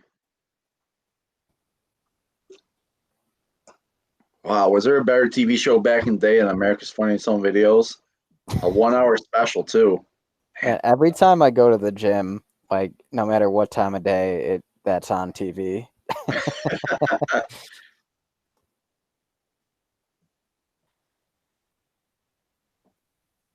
Oh yeah.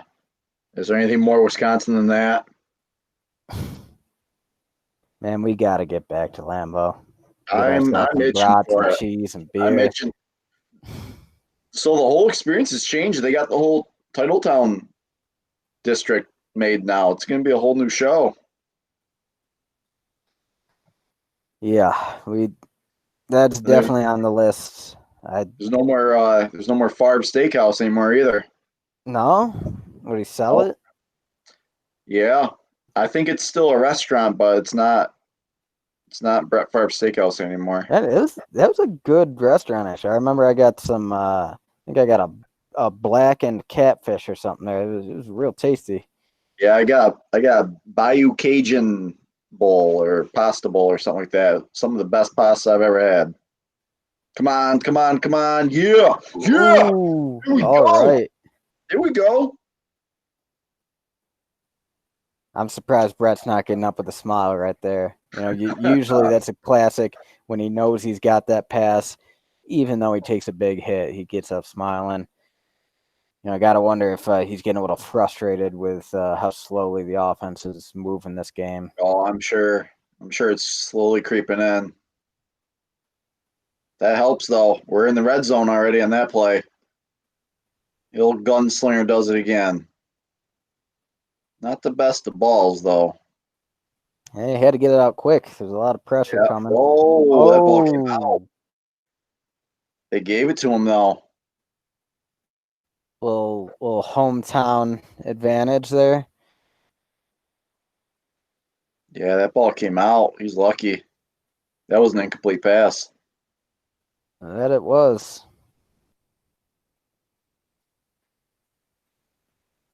Yeah. Man, Detroit fans have got to be losing it watching this game.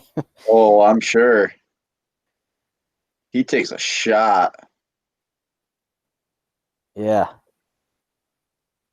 right down on the shoulder.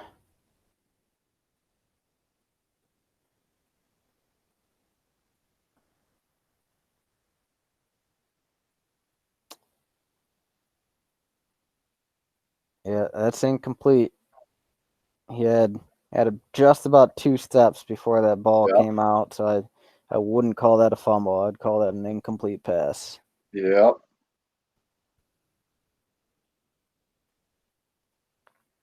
But hey, I'll take it. Yep. I sure will too. All right, Mr. Five.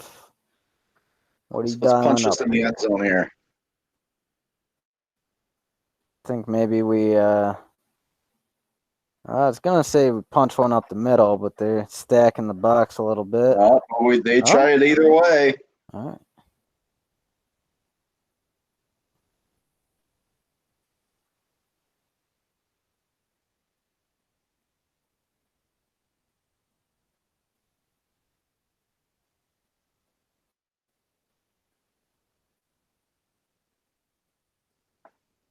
I think another great game to watch would be I want to say it was the 2007 playoffs where we were hosting Seattle in I think maybe divisional round, and we started out down 14. Like I think Ryan Yeah. Grant had a fumble, Yeah, he had those two and then fumbles. he like went off for like 200 yards, and we won the Yep. game. Hmm. That'd be another good one to watch. So it's not a. It'll be a little bit of a weird game to watch because it won't have Favre or Rodgers, but that comeback game against Dallas, in the second half, be a good one to watch too. I think Matt Flynn was our quarterback. We were down like I don't know, like 35-7 at halftime. We came back and won. I was always surprised that Matt Flynn didn't have more success in the league. When he was on our team and given opportunities, I think he he, was just a system. He was just a good system quarterback.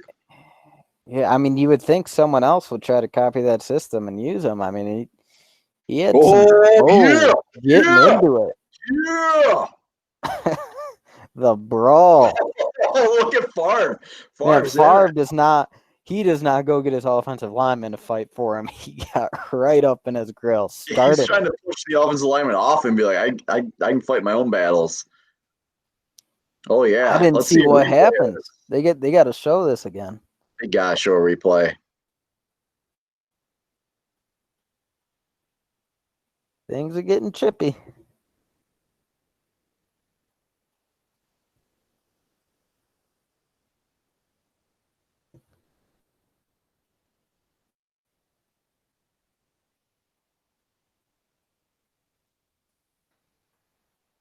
I mean, the push is a little excessive. I don't think that's anything crazy. I think maybe Favre's trying to fire his boys up right now. Yeah, I think so.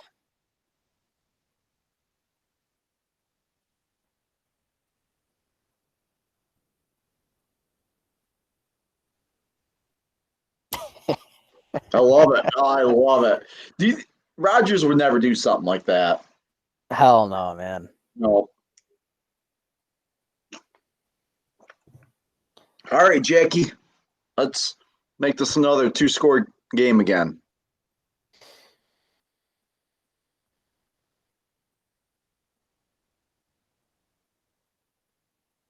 This was the 75th anniversary of the NFL this year. Is there another fight? That line judge is running. I think It's getting a little testy here as we're going into the fourth quarter. There's another scuffle you're going on. right. You're right.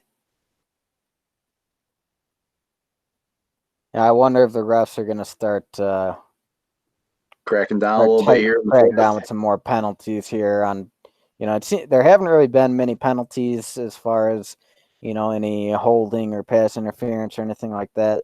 I wonder if they're going to try to put the brakes on a little bit with the energy. Yeah. I mean, you can tell Detroit is frustrated right now. They just haven't been able to do anything all game. You only got 3 points in a playoff game going into the fourth. Barry Sanders has negative rushing yards, not even getting them the ball. I mean, he don't look happy. It's not I hanging don't, out with the teammates. I don't think he's taking his helmet off all game.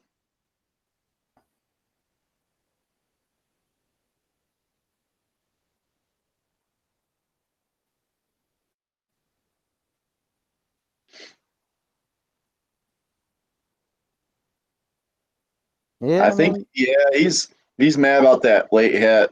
He thought that was a late hit.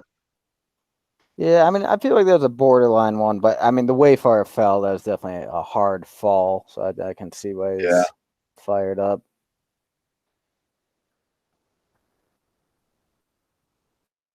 All right, so what does the fourth quarter hold?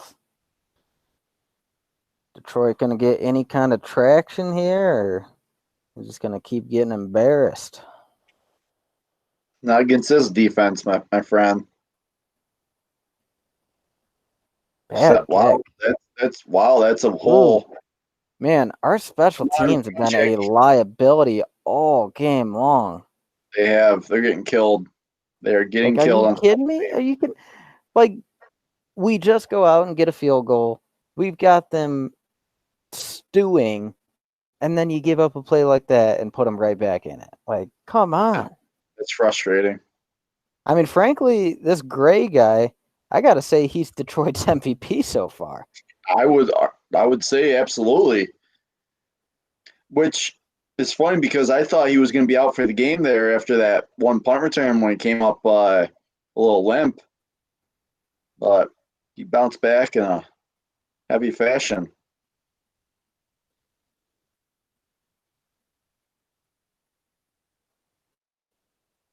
God, you gotta love 480p resolution.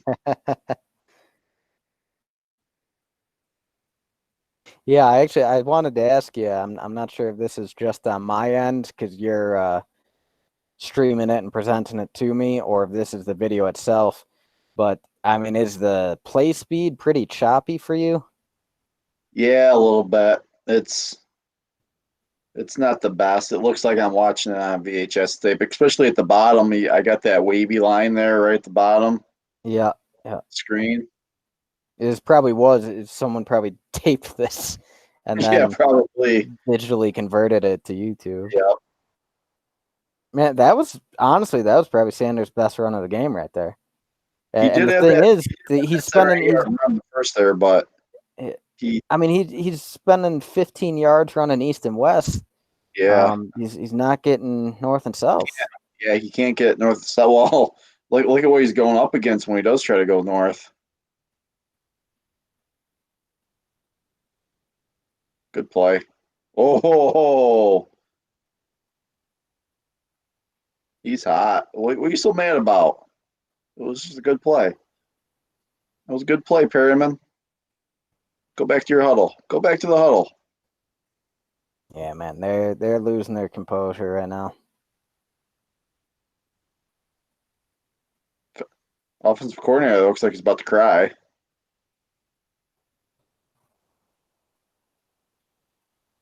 Nah, it's a fine play. That's just a good play right there. You can That was go a over your back.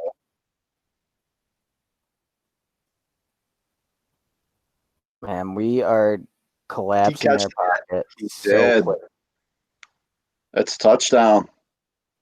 This is a ball game again. Oh, flag on Penalty. Detroit.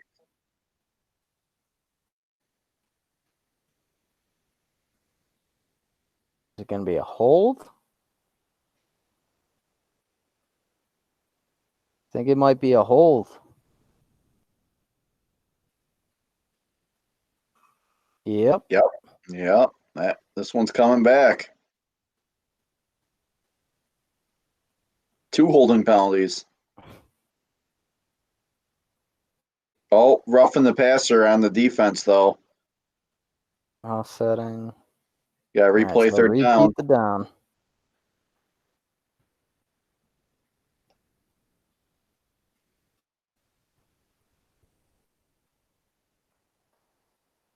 Look at Reggie White getting double teamed. I think they had a triple team on him. Really? They called that What's because he roughing the passer right there? grabbed his face mask and then let go. That's weak. That's bullshit. You can say it. That's bullshit. Man, every single down aggression, man. We're coming up with Oh, get there, White. nice tackling, man. I got to tell you, my past 10, 15 years of watching Green Bay Packers football, anytime I see a receiver that wide open catch the ball in the field, I'm immediately thinking, oh shit. Tackling has not been our strong suit for a long time. We are not a good open field tackling team, and we haven't been for a long time. The only one who is a good open field tackler at the moment is Alexander. I think Alexander is good in the open field. Other than that, I kind of just, we're not on the same page. Yeah. I think Savage could grow into a very good open field tackler. But I think it's a bit over aggressive at this point. I have high hopes for Savage.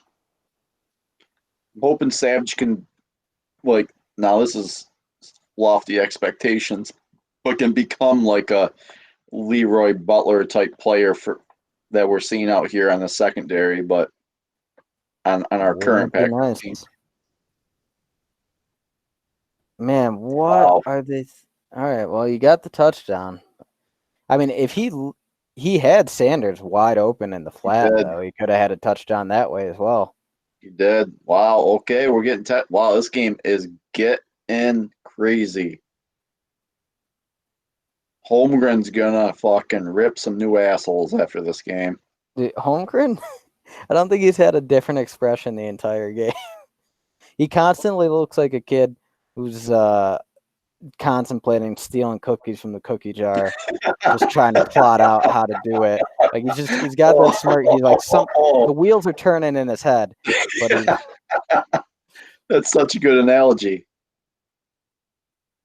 That was a nice catch, man. Yeah, that was contested, and he just muscled it out. That was a good play by him.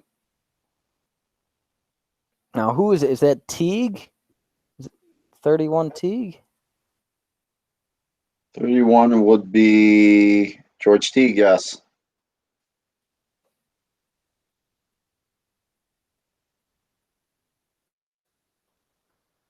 We got a ball game. 13-10.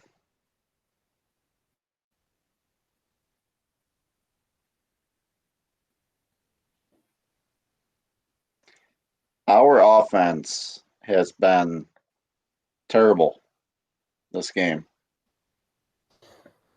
I mean, they got away from what was working, and I don't really know why. I think they are clearly missing Sterling Sharp in this offense in this game. I think it's apparent.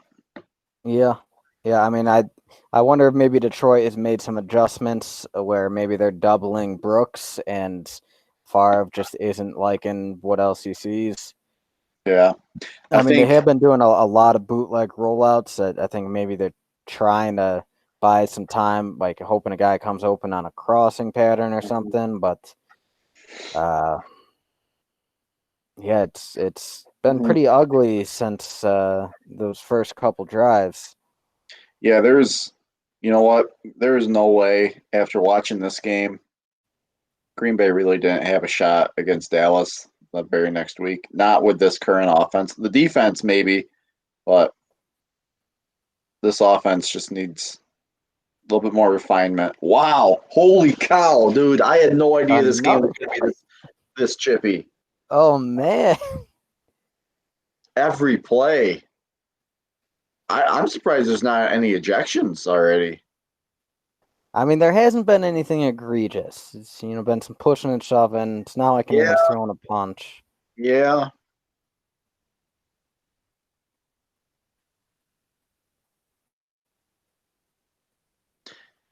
Actually, if we're going to start commentating some old Packer games, I really want to commentate a John Madden Brett Favre game sometime. Oh man, the best one to do would be the Oakland Raiders game Yeah, we after could do that. or Favre's death. I mean, that's what a hell of a game to watch. But I mean, if you're looking for John Madden loving Brett Favre like that, that We is. could turn it into a drinking game, and every time John Madden talks about Brett Favre, you got to take a drink. Oh, Drew, I would absolutely do a drinking game for that. No That'd joke, be man. I think cool. I think that could be a pretty entertaining podcast right there. Holy cow! I think we just found a future podcast idea right there.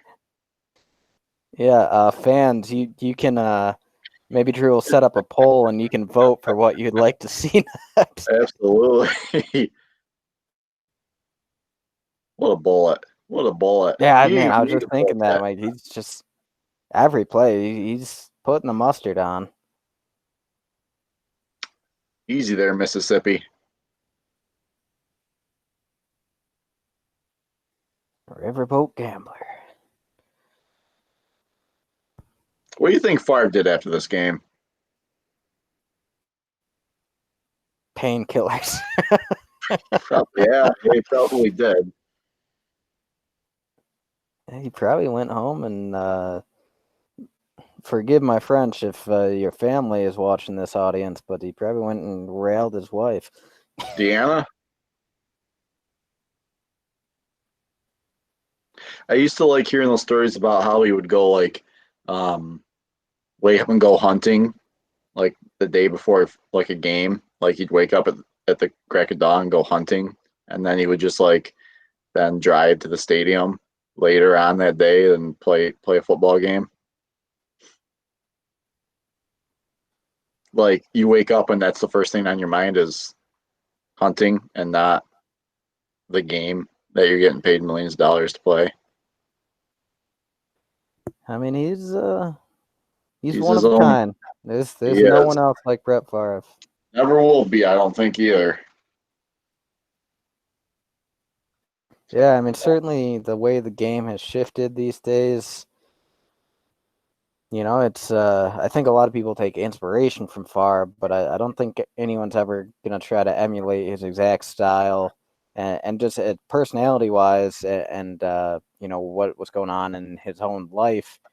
That kind of lifestyle just wouldn't fly in the league anymore. It's Right? a person like that would be suspended, whereas you know, coming up in the '90s, Brett Favre, he really had an interesting position of being able to be a real inspirational story about Yeah. struggling with things like addiction and overcoming it. Um, it's these days. I don't know. I can't really think of any other players like that. I can think of some who struggle with addiction and don't overcome it. You look at a guy like Josh Gordon, Yeah. but Brett, pretty singular example.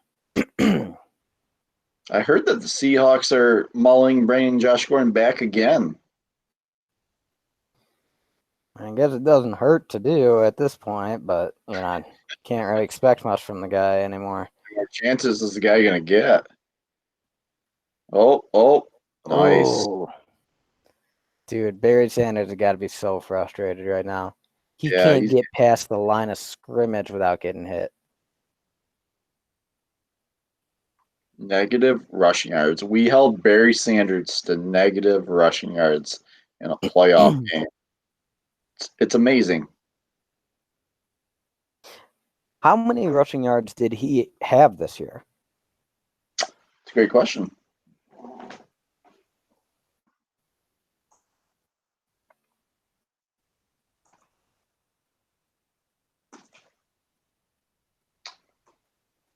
Let's see. This is 94.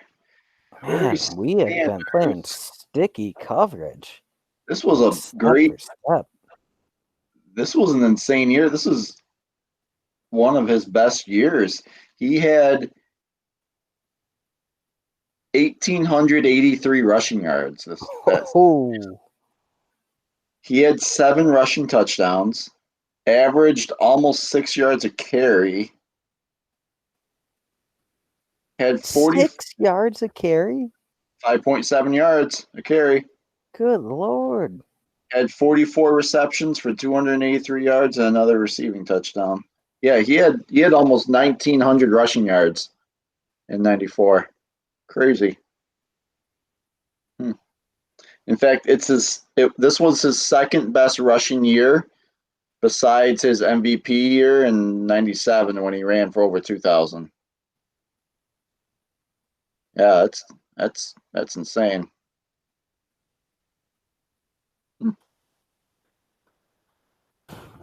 I mean, if you can take away a team's greatest strength, then the burden falls on them to find an alternative solution, and Detroit has just utterly failed at that in this game. They've gotten a few deep shots, but they've lost more than they've gotten. 2 for 11 on third downs. That's a great job by this defense. Yeah. Well, I mean, you look at how many third and longs we put them in. Get there. Oh, no way. Ooh, I thought that was going to be a sack. All right. Punting this ball back, giving it back to us. Man, that defensive line, they are doing their job. I would have loved to have seen this run defense in the NFC Championship game last year. They are triple teaming Reggie White right now. Are you kidding me? And he still got through and almost made the play.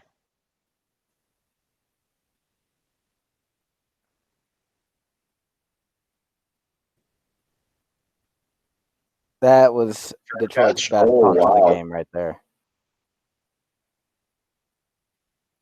Their best punt of the game, and we're still starting at our own 49. Did you see that the league owners voted no on the extra point rule? Excuse me. Bless you.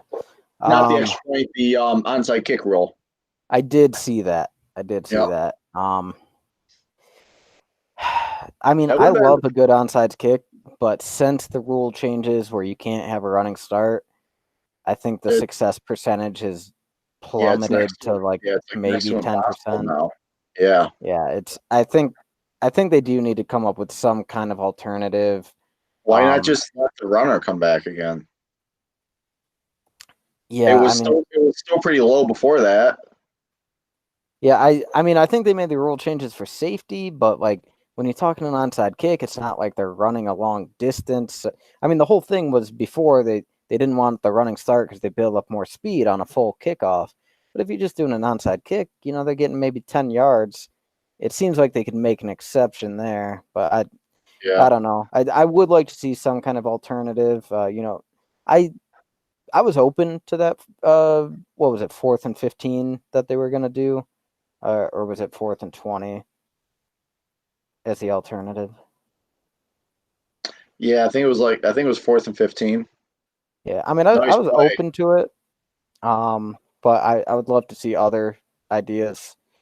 Uh, I think anytime you're able to give a comeback opportunity, that's good for the fans. It's entertaining Yeah. football right there.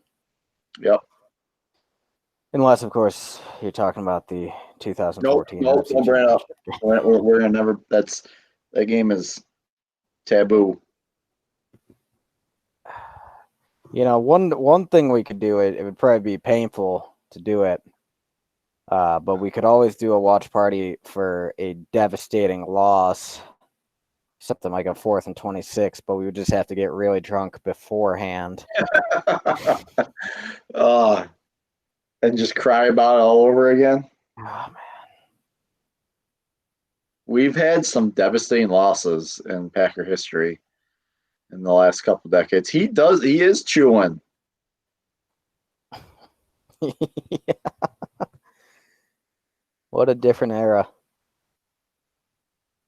Look at that sweatshirt What a he's good looking wearing. mustache he's got. Yeah. God, he was so good. Nice stat line by Yeah, Brooks. Brooks having a good game. That's a sneaky, quiet, good stat line. Especially since he's been getting the majority of coverage rolled toward him.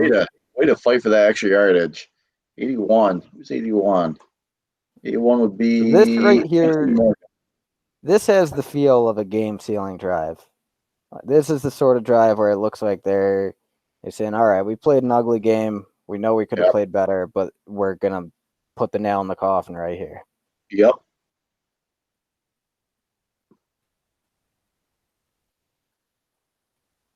Come on. And you got to wonder, like, all those short outs and the slants and all that, it was working so well early on.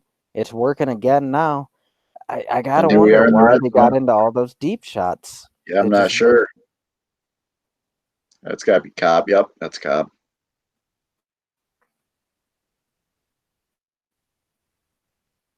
This defense is from Detroit's starting to look a little gassed. Well, gassed, yeah. The big boy looks tired.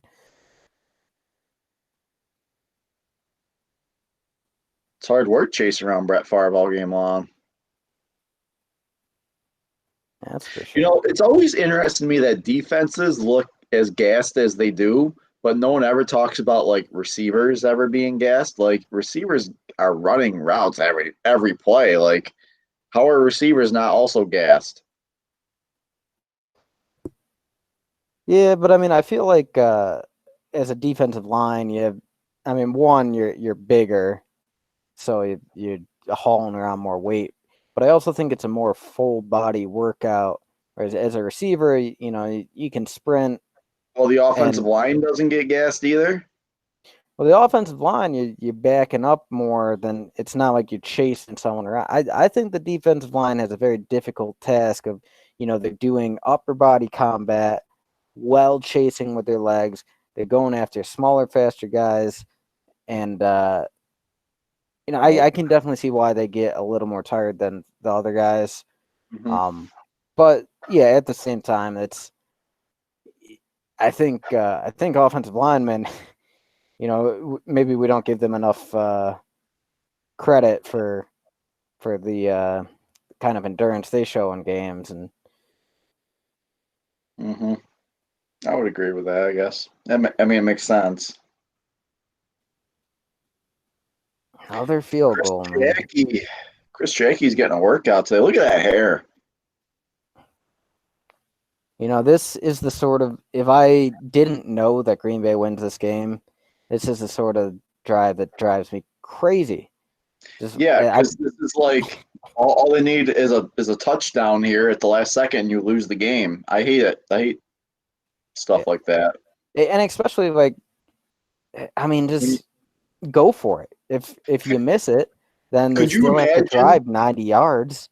Could you imagine if we lost this game, that we lost to the Lions and Sanders had negative rushing yards. Like their best player was held to negative yards and they still beat us. Like it's just something like that just has Packer heartbreak written all over it. Like Yeah. Well, that would just be up thankfully, there with like the 4th and 26s and the fail Mary. yeah, we don't need to enumerate all of the horrible losses in Why do we have? history. Why is it always Seattle? Like so, in the last couple decades, Seattle and San Francisco have seemed to really have our number and just giving us a lot of heartbreak over the last decade here. I mean, when you look at the last decade, Seattle and San Francisco have probably been the most consistent top teams. I mean, I guess maybe you can throw the Saints in there, but we've We I don't think fare we've ever pretty had a good playoff against Saints, the though. Saints in the past decade. Yeah. And obviously we had the 1 year with Atlanta, but Atlanta's the sort of team that they'll have a great year and then they'll have 2 or 3 bad years and they have another great year. That they never became a real presence like Seattle or San Francisco. Yeah. And the NFC East, they've just been Oh my God! Here they go again with a killer man, kickoff. we should just be blasting it through the end zone or I don't know. Who That's is just our Nolan Cromwell is our special teams coach. yeah. There's I'm a gonna reason you never heard of him. He probably didn't have a I'm job. gonna switch ahead to the '95 season on my other screen here and see if we kept him. Norman Cromwell staff. We did. He was on our team in the next year. Huh. All right, Detroit. This is your shot right here. You're starting around Get the him. 50. Get him. Good start for them. Very It good start worked. for them. Yep.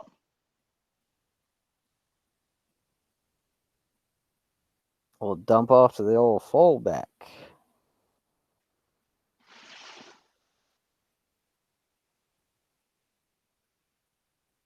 that Kerry Collins? That is Kerry Collins.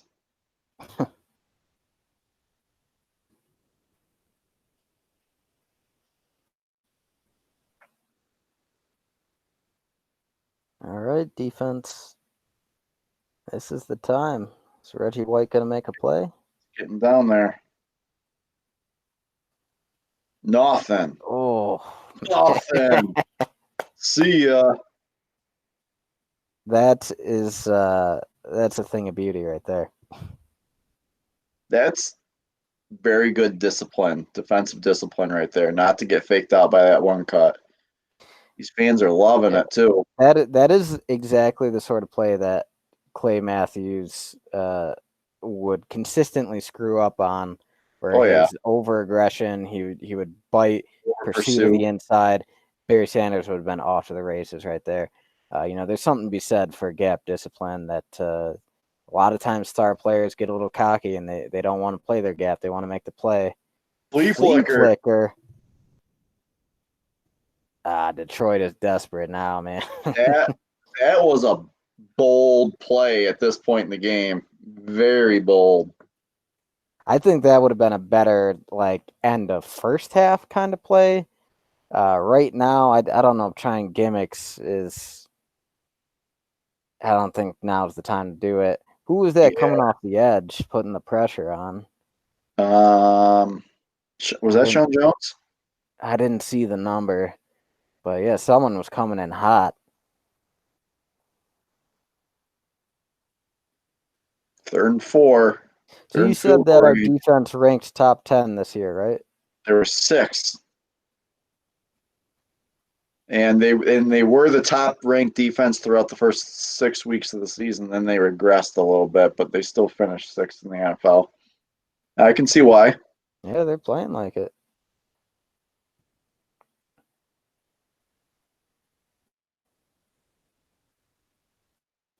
Just they can get pressure on the quarterback so well. I mean, yeah, pretty much almost every play he's been under siege.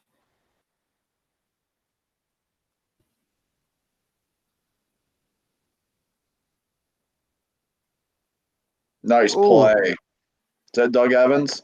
It's 33 Doug Evans. Oh, let's see. Not a bad call by Detroit. It was pretty much one-on-one matchup there. 33 is Doug man Evans. Can beat him. Yeah. Ball placement wasn't as good as it could have been. In today's NFL, that definitely would have been a penalty. Yeah.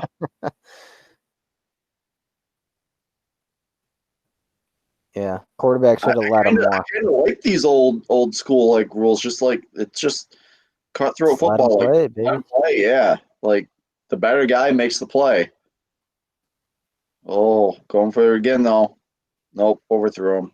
We're on the same page. All right. Now that was third down, wasn't it? I think that was fourth down. You sure? I thought the play before that was like 3rd and 7. But if not, it sure would be nice if they had some sort of reminder on the screen for us. Yeah, like it is third and 10. So yeah, they do bring up once in a while, but it's like a quick 2-second thing, and then they take it away. I think we're gonna bring some heat here. No, just back playing there. it safe. First. Bad decision. What are you thinking, Detroit?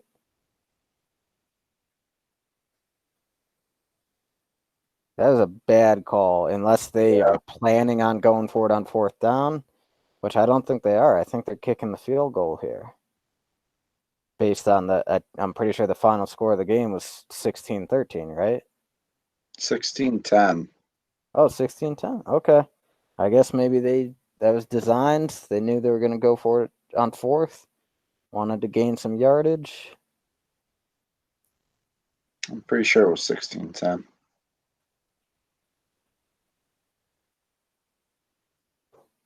Oh, all right. Well, I guess that's closer than I thought it'd be. Looks about half yard short, maybe. Do they give it to their best player, even though he's been shut down all game long? Well, it looks like are they just talking it over? They send the kick team out.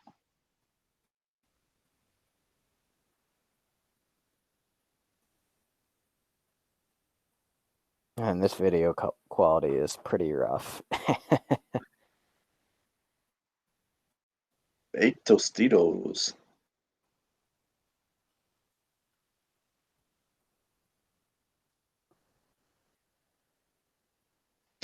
It looks just the way I remember it, though, Lambeau. Shit, it's been what?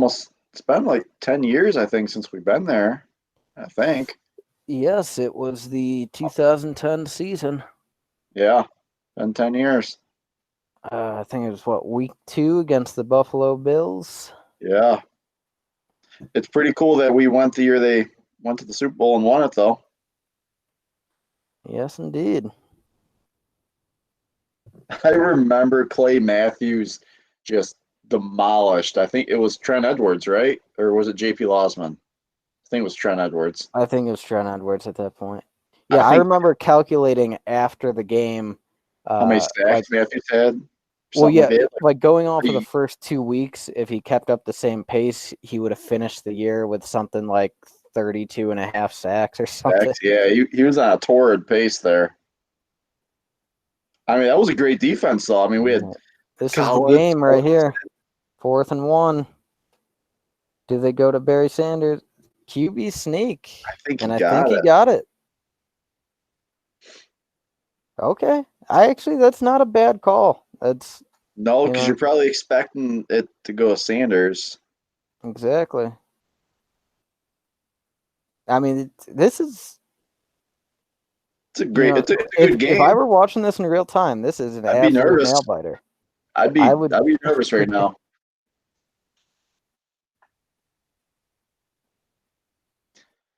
Because, like you said, all they need is the touchdown and they win it, and there wouldn't really be enough time left. It, What's 30 doing? He's getting down there, busting out a tape measure. Here, you need some help, ref? if this was a live game right now, like actually happening, I would have to put on an explicit warning next to the title, probably. So Yeah. Yeah, that goes without saying. All right, so they got another 4 downs.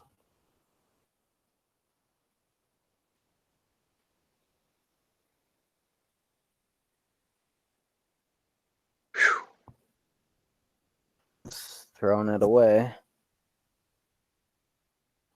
Reggie White's guy. This is your time to shine, Reggie. This is why Now is this the is why you time. came to Green Bay. Make a play.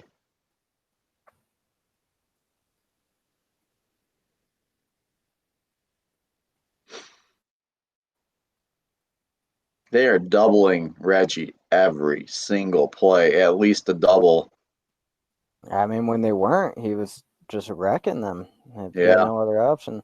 Frankly, I'm a little surprised that the other guys on the line haven't taken more advantage of the one-on-one opportunities.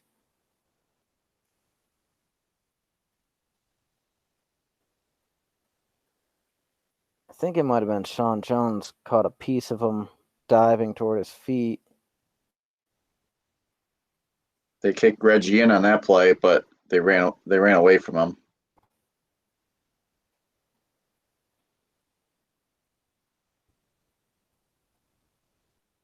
Two-man warning.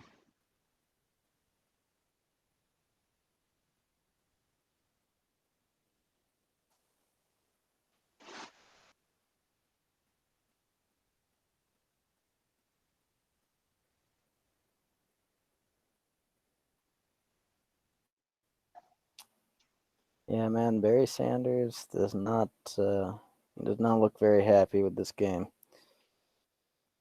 And you got to think a guy who led the league with almost 1,900 yards rushing I to be was gonna held. say it was probably a terrible or a rough plane ride home, but do you think they took the bus or they flew? Because they're pretty close together, Detroit and Green Bay. Yeah, I don't know. Like I think when Green Bay plays Chicago, they take the bus.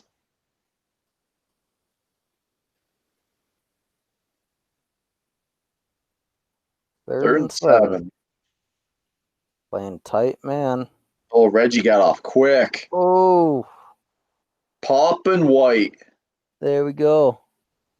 Way to make a play. Big time play. I mean, I that's miss the you, story of the Bryce. game right there. Defensive line, linebackers just manhandling their offensive line. Mm-hmm. That is a nice delayed blitz. Just opens up the gap. Looks like they've got, I think, yeah, just comes in late on the block. The guard does. And then Reggie White comes in to help clean up. Nice play design there.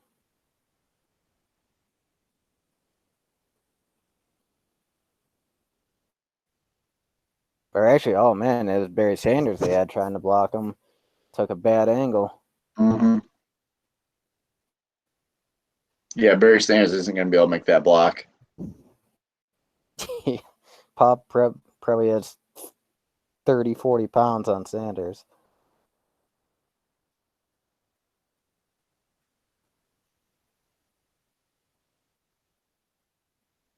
All right, so this is ball game right here. They don't have enough time to try to do the field goal. They got to go for it. Yep.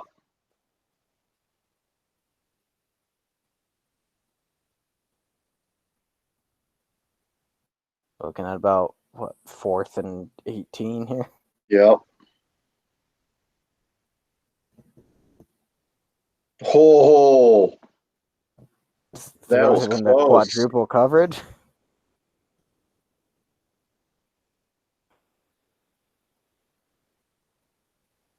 He did catch that, right?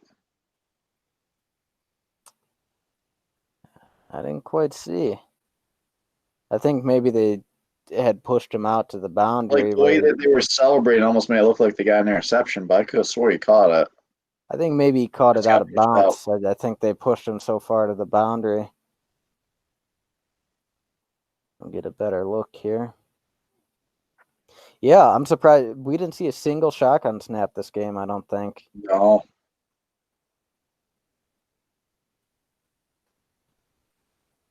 All right, Oh, he yeah. does catch. Yep, He's pushed right out.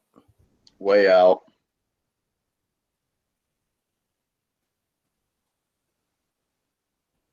Who was it that pushed? Was that Teague? Pushed him out? 30. Is it 31? Yep.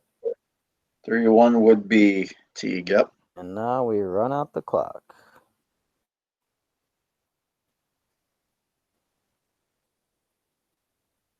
Well, I'd say It's pretty good, honestly man. for being a low scoring game, Yeah.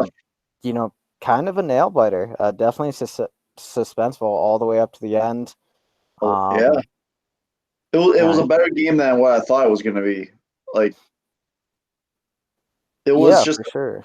it was a defensive battle both ways. I think it certainly wasn't Favre's best game. Not one that he'd probably Yeah, wants I to mean, remember. But I definitely think Favre missed some throws. yeah, You know, maybe trying to take deep shots more when he could have taken underneath stuff. yeah. I think they clearly had trouble. I think they're still trying to find a new offensive identity without Sterling Sharp in it here, and this is their first Yeah, and game I mean that without him. makes So, sense. It's first game without him.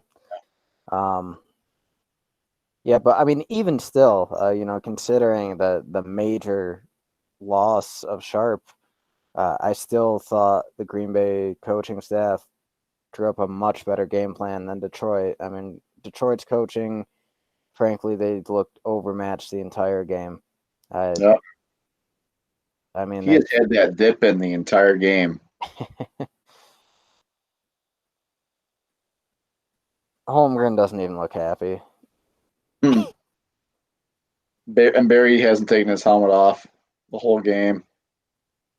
He probably didn't take the helmet off the entire offseason.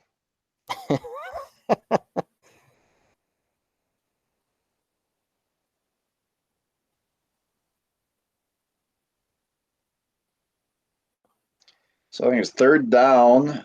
All they got to do is, and Detroit's got no timeouts. This game is a wrap, my friend.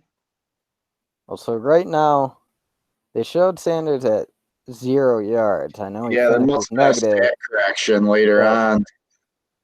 well, I wondered if maybe if we punt it to him and they just give in and run it, or what.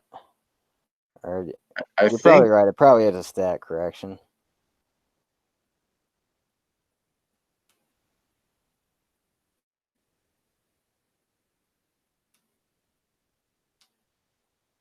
no, I don't think they would do it because if Detroit got the ball back, they could still theoretically win it with a Hail Mary. So Yeah, but I mean, they're the Detroit Lions. Maybe they just accept maybe. defeat as the inferior team.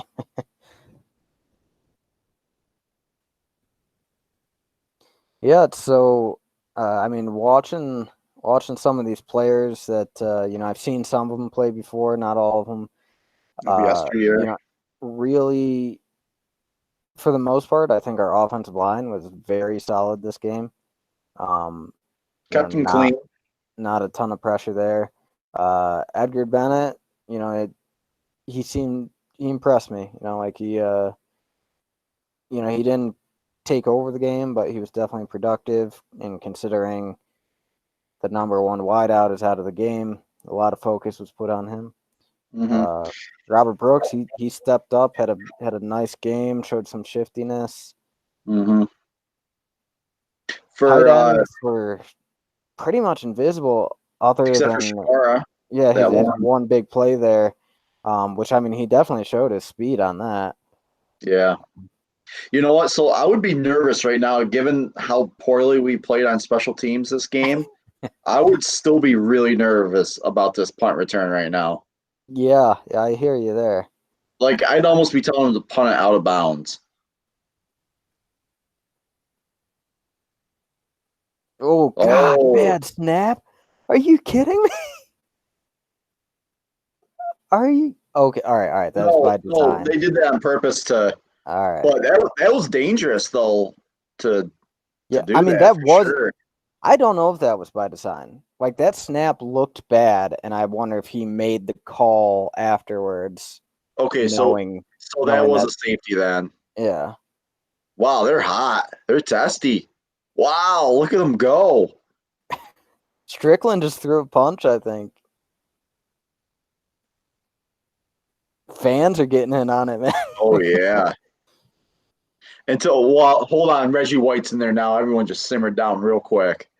Man, what an end to the game. That was a testy game. Holmgren's out Nice. here interviewing while his team's fighting. What a fiery head coach. We Well, should have Drew, hired him. We should have hired him back again. Well, my he friend. did have success with Seattle. Yeah, Yeah, man, that was a good game. It was I like entertaining. that. That was Uh, good. Always good to see Reggie White in action. Mhm. Sometimes easy to forget just how dominant a player he was. I agree. That was a good time. So for our next one, I'm gonna probably try to put up a poll. Hopefully, get you guys more involved in the decision process next time. If you have any suggestions on games, throw them in the comment box below. I will add those to the poll. And we'll look to probably get another podcast done, hopefully sometime here before the end of the month or something like that. But um, just keep doing our best to give you some Packer updates and some Packer news and stuff as we go along until football season comes here. I know it's kind of a little bit of a dry season for football fans, but context gaming's here for you, and uh, our fellow cheeseheads, feel free to support us. So, Cody, got any parting words before we wrap this? Hit the go home button. Um, if every game we watch can be as glorious as that mustache, then I think we're in business, my friend. I'm sure the stash will probably be making a comeback for episode 4 here. So, all right, you guys, thank you for supporting us. Till next time.